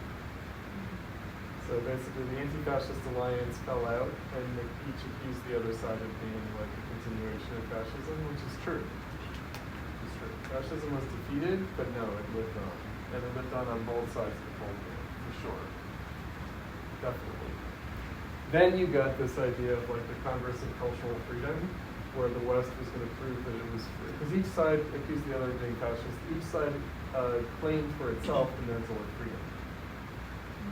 Right? So the West claimed to be free against the East, and the East claimed to be free against the West. The way the West did it was a converse on cultural freedom, and then the idea is that you could do modernism in the West, and that showed that it was free as opposed to the stultifying socialist realism of the East. Adorno would not agree with that. Right? He would say that the freedom of modernism is only the freedom to emit a cry of suffering. But basically, it's not like modernism is actually free. It's just free to express suffering in a way that you can't even express suffering in the East. You have to pretend everything is the heroic working class and peasants struggling for socialism, and everybody's happy. And what's wrong with you if you're unhappy, comrade? You must be an antisocial person, and we'll send you to the mental asylum. You must be a bourgeois decadent. I mean, obviously they do that here too, but, right? Right, so it's not that Adorno is going to champion modernism, but right, the idea is that modernism is a symptom, modernism is pathological. The question is pathology of what? Symptom of what? And you can't get rid of the disease by suppressing the symptom. Now, on the other hand, the radical art movements never fail to claim that what they're doing is freedom.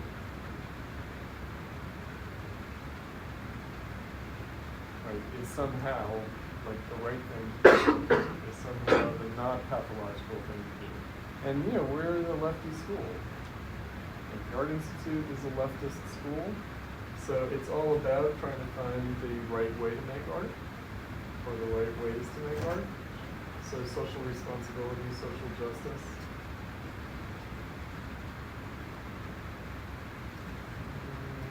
Yeah, no.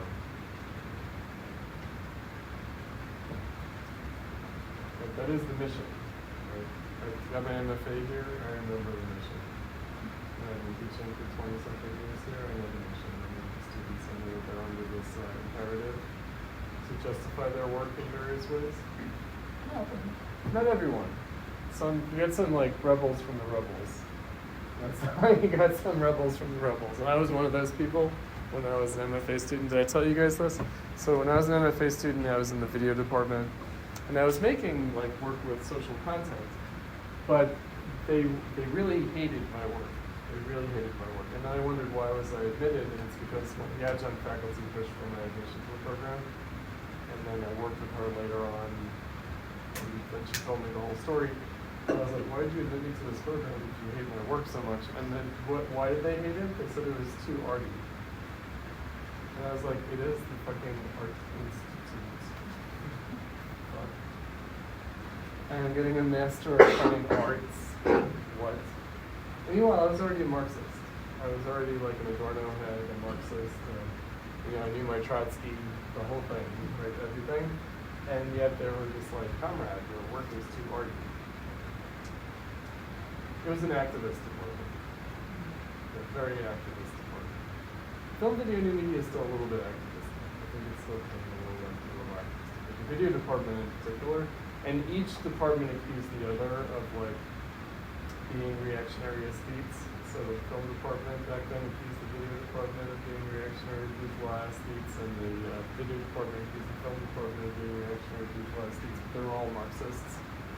It was a nightmare. Anyway. But it was a formative experience. And so I was reading Adorno's aesthetic theory, and I was like, this is who they're talking about. Right, they're talking about these folks. So anyway,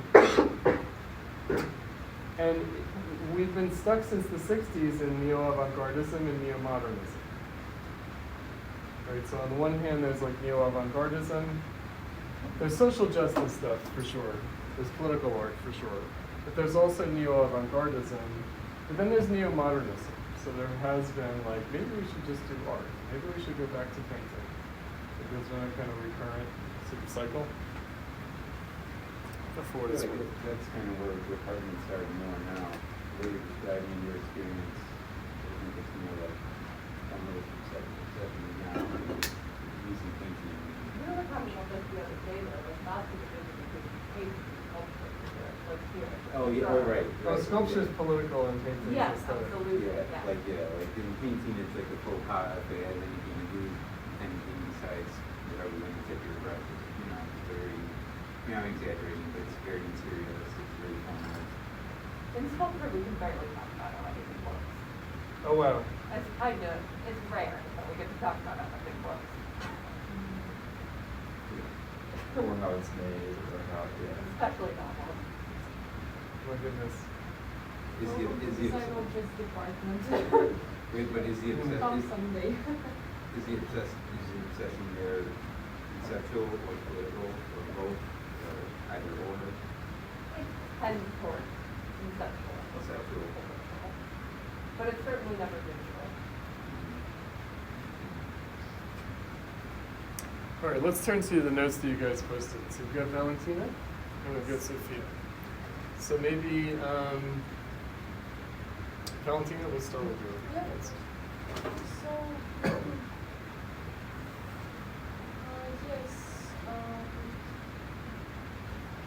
so I want to talk about Adorno Aesthetic Theory first part. So, Adorno says basically that real art is never just inspiration or something useful, so it doesn't have like a practical purpose, and that's why we can show the truth about our world where everything usually becomes a product or something to sell, as I understand. And it also says art is a part of society, but at the same time it's resisted.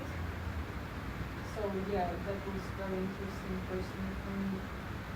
So that's the big contradiction. Art comes from the world of work and money, but it tries to stay independent. And I also like how Adorno explains that form and material cannot be separated. So basically the artist's feelings are not only inside the person, they live in the artwork's form. So the emotion becomes visible through shape and sound or color. And I think that's a beautiful idea that art is kind of freedom inside society. Yeah, so basically that's All right, so let's unpack this a bit. So art is part of society but resists it. Okay, so actually by resisting it, so his formulation is that it's through resisting society that art is part of society. So art's sort of defined by its resistance to society, but that also is how it participates in society. So he's dealing with this kind of opposition of art in life, or art in society, as itself constituting what art is. So it is a commodity, it's a product, you know, it's part of the world of work and money. It's definitely a commodity, but how it's a commodity is peculiar. So art is a commodity by resisting being a commodity. So it's by resisting being a commodity that art is a commodity. So it's the commodity that's defined by the resistance to commodification. Right, so now that's obviously contradiction. It's obviously contradiction. Now, one way of thinking about it is that art as form, and he's going to talk about form and technique as what he calls a force of production. That what art does is that in resisting commodification, it not only like exemplifies it, but it becomes like cutting edge commodification.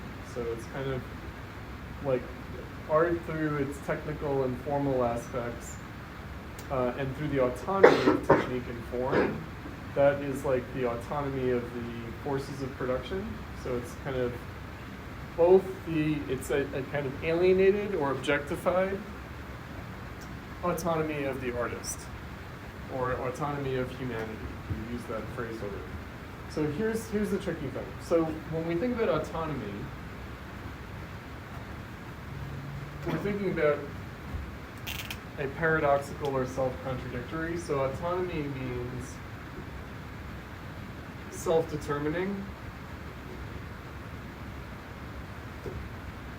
So we have self-determining, we have labor, right? So including art, as the product of labor, but we also have the autonomy of capital, as in capitalism.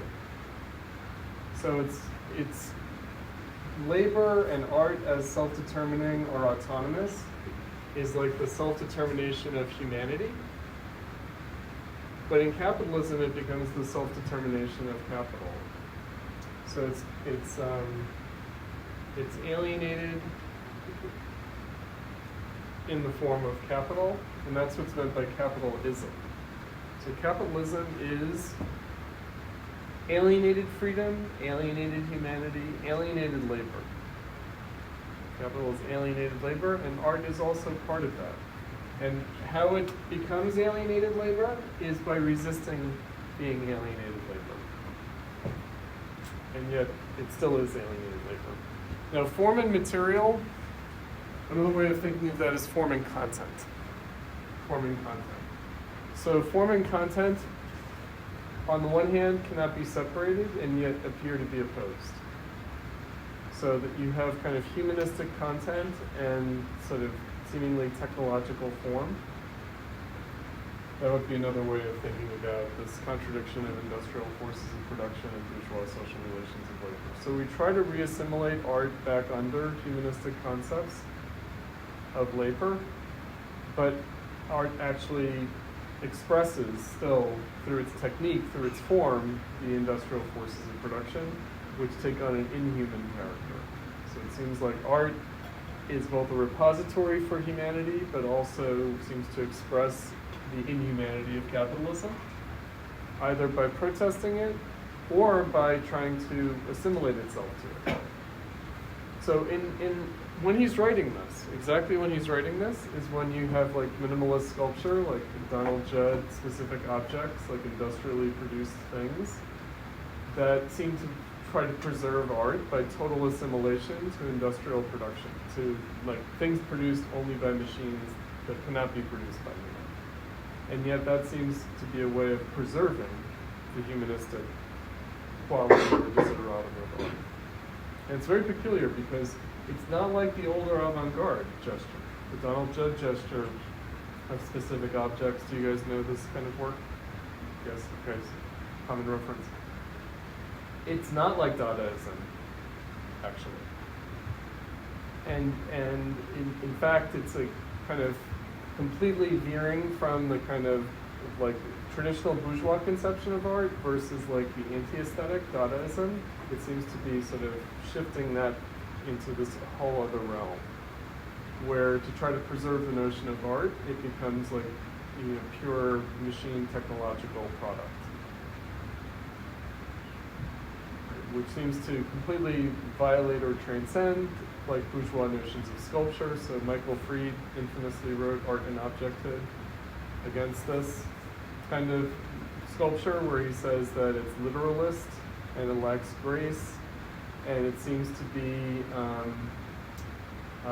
like abandoning making art and having the artwork revert to an object. Right, and that it has to do with the literalness of living in a technological society. So it seems to be a pure kind of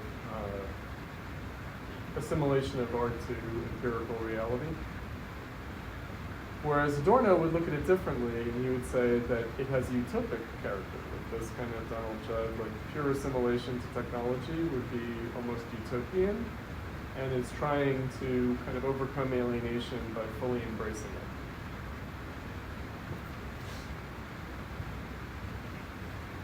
Right, so that's the contradiction up to the time that he's writing in the 60s. Right, so he would say that it's the same contradiction as before, even if it's taking different forms, and even if it's taking like even more radical forms that aren't even understandable in terms of the old like art anti-aesthetic kind of opposition of the 20th century avant-garde.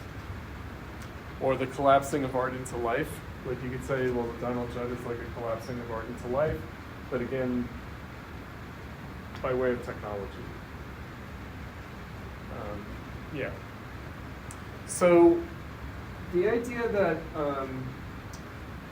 Autonomy also means that the artwork seems to have the subjectivity that human beings lack. So it's almost like the human lacks subjectivity, but the artwork, as like completely divorced from the human, somehow becomes like the place where subjectivity still resides. All right, so alienated subjectivity. Right, that's what's become of artistic autonomy.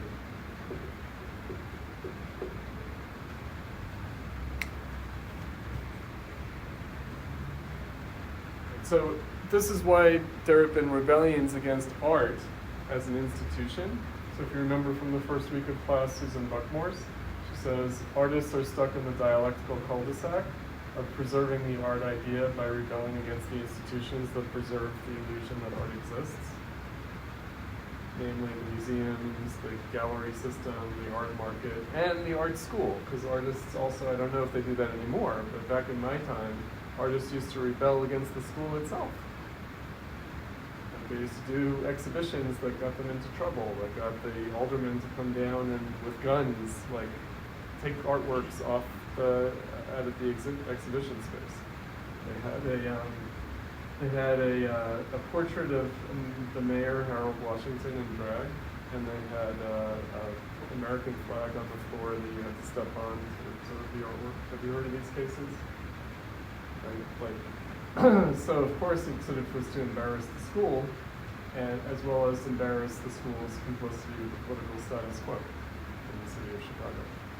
Right, I don't know, I guess like children aren't allowed to do these things anymore. Art Institute is totally pacified under a total fascist regime. After the occupation, I think people. But it wasn't art. The Palestinian encampment. Yeah, I just mean the reaction was intense. Oh, It was intense and fierce. it was because really- the body is a little shaken up. It was very, Zani's not here today. Zani was one of the kids who was arrested. And it was brutal. Like I was at home, it was a Sunday, and I had the news on, and it was like, Art Institute. And I was like, oh, what? And then I saw like the police all in crazy riot gear, like arresting the Art Institute children. Like I was like, is this really necessary? Like you don't need like these 7-foot-tall cops in full riot gear to arrest these children who were like setting up, I don't even know, was it an encampment in like the garden near the museum? Right, but they squashed that shit immediately. It was like, it was really, I don't know, so when they took the kids away, did you know the whole story? So so they took them to a police station. They held them without food and water for like, I don't know, more than 8 hours. They took away like their shoes, for suicide risk. They sent the shoes to another precinct. So when they released them, released without shoes, they had to go get their shoes from the other precinct. They also release people like through the back door, so the people waiting for them Wouldn't wouldn't be be able to find them. able to find them. That's right. So they were like preventing people from helping them upon release. We do it all the time. Last time I got Oh, yeah. they sent my phone to another station, so I had to go jump on a bus to get my phone. So you ever heard the expression, the process is the punishment? Process is the punishment, Joe. Meaning, like, it doesn't matter whether you're going to actually be charged with anything. It's the process itself that's the punishment. Oh no, they've perfected these techniques. Like, it's out of hand. The police state is out of hand. As far as something DC does, kind of risky, like there was a Netanyahu effigy got taken down from the cultural center a few months ago. There was a Netanyahu, what did you say, a portrait? A Netanyahu sort of effigy type figure was part of an art piece. Oh, And it was, I think, the cultural center. they did it as a protest. It went from the exhibit after like the first couple days, Oh. and the artist got slapped on the wrist. Oh no, That was like a recent example, I guess. from the cultural center. I think it was the cultural center. It was sounds something like- city-related. It sounds like that's the space for a place, for something like that to happen. And for it to be quickly disciplined. Yeah, because it's the city, so. Hey. Yeah, no, that's like, it's really bad. No, that's really bad. Yeah, so don't like the 60s, the whole 60s model for like protests and all this stuff, it's not good. It's not good. Meaning, sometimes the police will be tolerant of protest for political reasons, but often no. It's total brutality. So it's a sad circumstance. No, it requires other kind of organizing. Like the kind of media stunts, they'll definitely like break your bones. If you want media attention, you'll pay for it with your bodies. So I do other kind of organizing. Like under the radar, community organizing, stuff that's not going to get any media attention, that can have some practical effectiveness. Like against the deportation stuff. Not confronting the police, no, because then you'll just get shot or pepper sprayed or whatever. They've shot some people though, right? Yeah, they've shot some people in Chicago. Yeah, well, like one man was shot recently, shot at several people. They're also loading up the non-lethal weapons with marbles and ball bearings and different things. Yeah, they've been back to them all documented because they fit in the hopper. Yeah. Anyway, Sophia.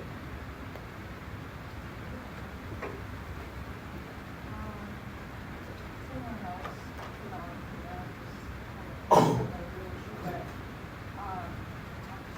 the true essence of art is elusive, it cannot separate itself from the reign of practicality and utility, and yet resists implicitness. This makes art paradoxical in nature, and as such, renders the perspectives of aesthetic formalism and subjectivism not realistic enough to address art's subjectivity as part of the art object. Unification or unity implies two distinct things coming together, but also implies their inherently separate. However, form and material cannot be separated, and therefore cannot be considered a unity, unless it's the kind of unity described by Plato, the unity of many. Adorno argues that subjectivity in art isn't only manifested in the reaction to the art object, and then quotes, the subject includes in their form and content, and only secondarily and in a radically continued fashion insofar as people respond to them. Let me unpack some of this. So this is good. So unity, another category that we're going to encounter is totality. So it's unity and division or separation. But the capitalism as a totality is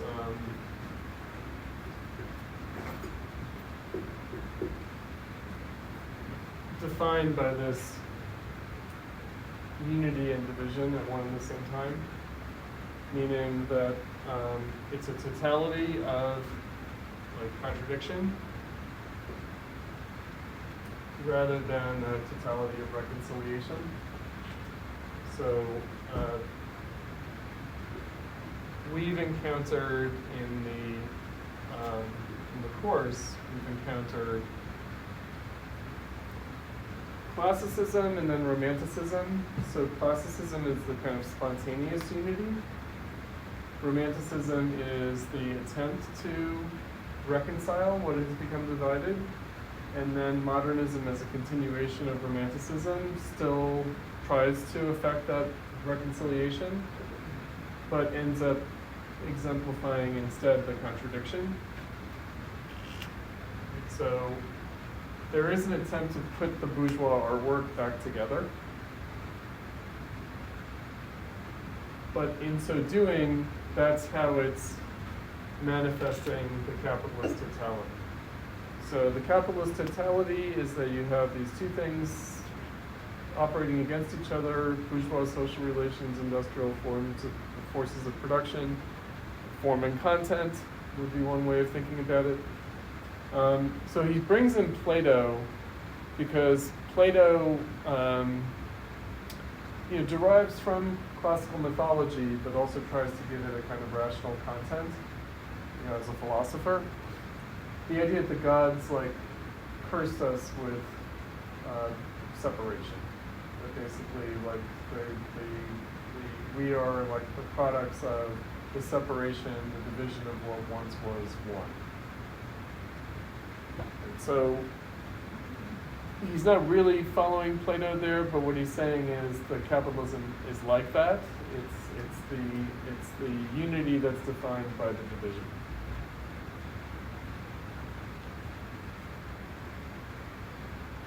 All right, so art tries to reconcile, but in trying to reconcile, it exemplifies the contradiction and the division and the separation.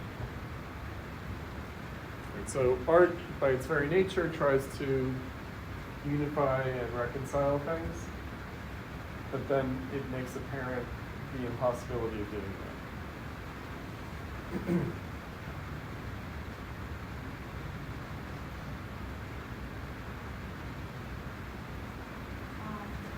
Yeah, one of the other associations, I guess we call it, that I really liked was on the active transformation. So not the first book, but the second book. Something on the order of belief in real transformation is of course equally part of the phenomenon in just the same way that children playing do not distinguish sharply between themselves and the role played, yet can at any moment be called to reality. How that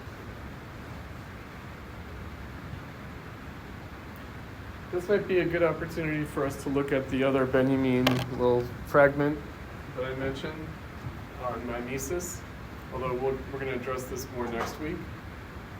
On the mimetic faculty.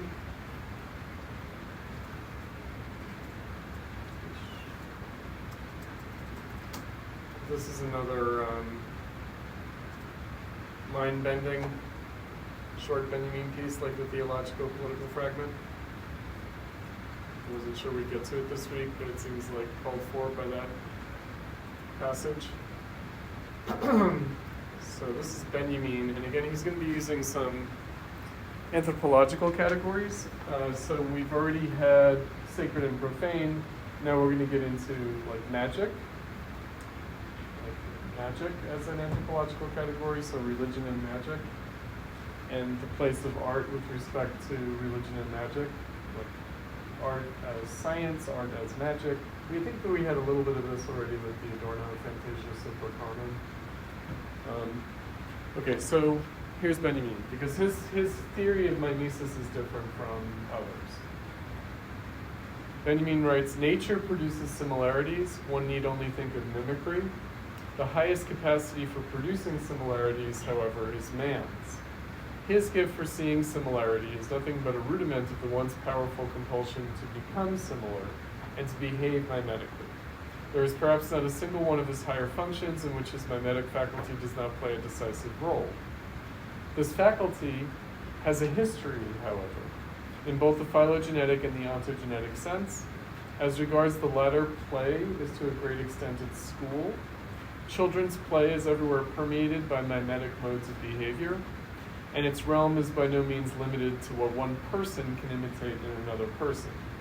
The child plays at being not only a shopkeeper or teacher, but also a windmill and a train. Of what use to him is the schooling of his mimetic faculty. So what we have there is a kind of, when a child imitates technology, a windmill or a train, two things are happening. One is you have the anthropomorphism of the technology. So you have Thomas the Train, you have cars, planes, But you also have the technologization of the child. Right? The mimesis transforms both subject and object.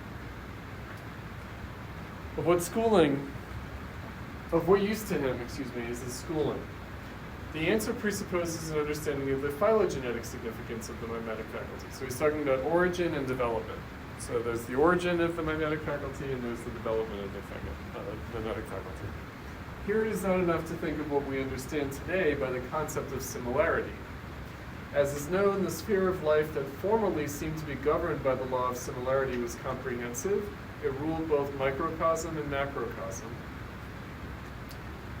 So microcosm, by the way, we're going to be talking about this. One of the things that Adorno gets from Benjamin is the monadological and prismatic approach to artworks. And basically it treats it's Leibniz's notion of the monad, which is that the particular is a microcosm that contains the macrocosm. Right, so the idea that the particular sort of embodies the universal. That's the idea. But anyway, so similarity ruled both microcosm and macrocosm, but these natural correspondences are given their true importance only if we see that they, one and all, are stimulants and awakeners of the mimetic faculty, which answers them in man. It must be borne in mind that neither mimetic powers nor mimetic objects remain the same in the course of thousands of years. Rather, we must suppose that the gift for producing similarities, for example in dances whose oldest function this is, and therefore also the gift of recognizing them, have changed in the course of history. The direction of this change seems determined by the increasing fragility of the mimetic faculty. For clearly the perceptual world of modern man contains only minimal residues of the magical correspondences and analogies that were familiar to ancient peoples. The question is whether we are concerned with the decay of this faculty or with its transformation. Of the direction in which the latter might lie, some indications may be derived, even if indirectly, from astrology. Watch out. We must assume in principle that in the remote past the processes considered imitable included those in the sky. In dance or on other cultic occasions, such imitation could be produced, such similarity dealt with. But if the mimetic genius was really a life-determining force for the ancients, it is not difficult to imagine that the newborn child was thought to be in full possession of this gift, and in particular to be perfectly adapted to the form of cosmic being. Allusion to the astrological sphere may supply a first reference point for an understanding of the concept of non-sensuous similarity. And this is really where we're going. So that's the central concept of this essay, and we'll see how it functions in Adorno. So what's illustrated with astrology? Non-sensuous similarity. So something imitating, similar, mimicking, but in a non-sensuous way. So I'll use myself as an example. Astrologically, I'm a Virgo. I was born under the sign Virgo. So that means that my character, according to astrology, my personality is somehow like the constellation Virgo, meaning the heavenly bodies, the alignment of the different principles involved in the constellation Virgo somehow make up my character. But I don't look like the constellation Virgo. So it's a non-sensuous similarity to the constellation Virgo. So whatever stars you're born under determine your personality according to astrology. But this helps illustrate how ancient peoples understood similarity in a non-sensuous way. So you don't have to look like the thing in order to be like the thing. True, our existence no longer includes what once made it possible to speak of this kind of similarity, above all, the ability to produce it. Nevertheless, we too possess a canon according to which the meaning of non-sensuous similarity can be at least partly clarified, and this canon is language. And we'll see he's anti-semiotics, very much, because semiotics is the arbitrary and conventional relation between the signified and the signifier. No, he's going to try to have the mimetic relation between the signified and the signifier. From time immemorial, the mimetic faculty has been conceded some influence on language. Yet this was done without foundation, without consideration of further meaning, still less a history of the mimetic faculty. But above all, such consideration remained closely tied to the commonplace, sensuous realm of similarity. All the same, imitative behavior in language formation was acknowledged under the name of onomatopoeia. Now, if language, as is evident to the insightful, is not an agreed-upon system of signs, we will, in attempting to approach language, be constantly obliged to have recourse to the kind of thoughts that appear in their most primitive form as the onomatopoeic form of mode of explanation. The question is whether this can be developed and adapted to improved understanding. Every word in the whole of language, it has been asserted, is onomatopoeia. It is difficult to conceive in any detail the program that might be implied by this proposition, but the concept of non-sensuous similarity is of some relevance. For if words meaning the same thing in different languages are arranged about that signified as their center, we have to inquire how they all, while often possessing not the slightest similarity to one another, are similar to the signified of their center. Yet this kind of similarity cannot be explained only by the relationships between words meaning the same thing in different languages, just as in general our reflections cannot be restricted to the spoken word. They are equally concerned with the written word. And here it is noteworthy that the latter, in some cases perhaps more vividly than the spoken word, illuminates, by the relation of its written form to the signified, the nature of non-sensuous similarity. In brief, it is the non-sensuous similarity that establishes the ties not only between what is said and what is meant, but also between what is written and what is meant, and equally between the spoken and the written. So the idea is that the written word looks like the spoken word sounds. The written word looks like the object. The spoken word sounds like the object. So it's all mimesis all around, but non-sensuously. That's the idea. Graphology has taught us to recognize in handwriting images that the unconscious of the writer conceals in it. It may be supposed that in the mimetic process, which expresses itself in this way in the activity of the writer, was in the very distant times in which script originated of utmost importance for writing. Script has thus become, like language, an archive of non-sensuous similarities, of non-sensuous correspondences. But this aspect of language, as well as of script, does not develop in isolation from its other semiotic aspect. Rather, the mimetic element in language can, like a flame, manifest itself only through a kind of bearer. This bearer is the semiotic element. Thus, the nexus of meaning of words or sentences is the bearer through which, like a flash, similarity appears. For its production by man, like his perception by him, is in many cases, and particularly the most important, tied to its flashing up. It flits past. It is not improbable that the rapidity of writing and reading heightens the fusion of the semiotic and the mimetic in the sphere of language. To read what was never written, such reading is the most ancient, reading prior to all languages, from entrails, the stars, or dances. Later, the mediating link of a new kind of reading of runes and hieroglyphs came into use. It seems fair to suppose that these are the stages by which the mimetic gift, formerly the foundation of occult practices, gained admittance to writing and language.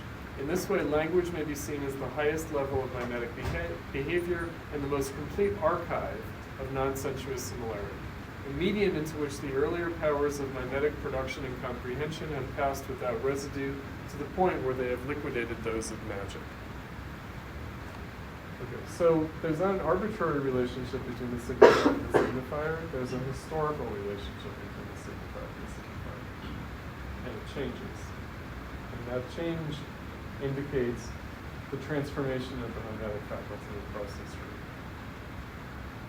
So language is an archive of non-sensuous similarities. It is a canon through which we can see the transformation of the mimetic faculty across history. So if you adopt the semiotic idea of an arbitrary or conventional relationship between signified and signifier, you take history out of it. Whereas, of course, history is the most important part of it, namely the history that led to capitalism, the demand for redemption, the contradiction, everything. Everything that we're dealing with from their perspective. Okay, so the artwork is mimetic, but in terms of a non-sensuous similarity. So that's what it means for Adorno to say that it is in its structure and in its form embodying the contradiction. It's a non-sensuous imitation of its social situation. That produces within itself the greater totality of which it's a part. And so, again, in this way, what art does is inseparable from its commodity character. And the other idea that he has, that we'll see more in the reading for next week on the theory of the artwork, is that art is labor by resisting labor. So by resisting labor, it imitates labor. And the reason that it imitates labor by resisting labor is that, of course, the condition of labor in capitalism is its contradiction by technology. So labor itself in capitalism is defined by its negation, which means that insofar as a work of art tries to resist labor, it's actually exemplifying the condition of labor in capitalism. So I mentioned the Donald Judd, the specific objects, the fact that they're not handmade, that they're not sculpture in the sense of being handmade, that they're pure machine products, that actually it's that way that they exemplify the condition of labor in capitalism. It's that way that they resist commodification, but exemplify it at the same time. Right? Because the main commodity in capitalism is labor itself. A great example would be like Brancusi. The stuff was allegedly had and with all these little crack techniques. In fact, really using technology, that's right, of course. Oh yeah, how could it have been otherwise? Like really, do you know, like Brancusi is like total, you know, yeah. Well, he was doing like a performance of both. Like he had grad students hand polishing his aids for days and days on end. Oh, to make it seem like that's how it was but achieved? Like, before they came on the scene, he had the angle grinder going. So it's like both. Because marble still, right? Is it marble or is it not? Some of it's metal. Some of it's metal, some of it's like stone. You know. Yeah, because some things are more malleable than others, and some things are more, you know, hypothetically. I mean, all the crazy, like, if you look at the weapons and the armor that they have at the Art Institute, like, that they're, like, super polished, super rendered, and, of course, all of that was done by hand, right? And so, you know, it's not implausible. And yet, yeah, the Donald Judd artifacts could not be produced out of that technology.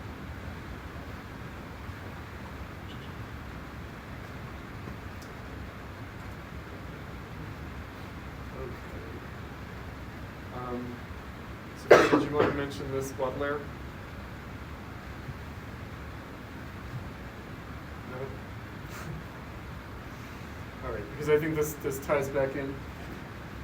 The new is the aesthetic seal of expanded reproduction. So of course what he's mentioning there is capital, the reproduction of capital, with its promise of undiminished plenitude. Baudelaire's poetry was the first to codify that in the midst of a fully developed commodity society, and art can ignore this tendency only at the price of its own powerlessness. So again, Baudelaire, who's the sort of missing presence on our syllabus like Marx, one of the things to note about Baudelaire is that he's associated with aestheticism and l'art polar, but he actually was not that. So he actually wanted his work to be useful, and he wanted it to be sellable.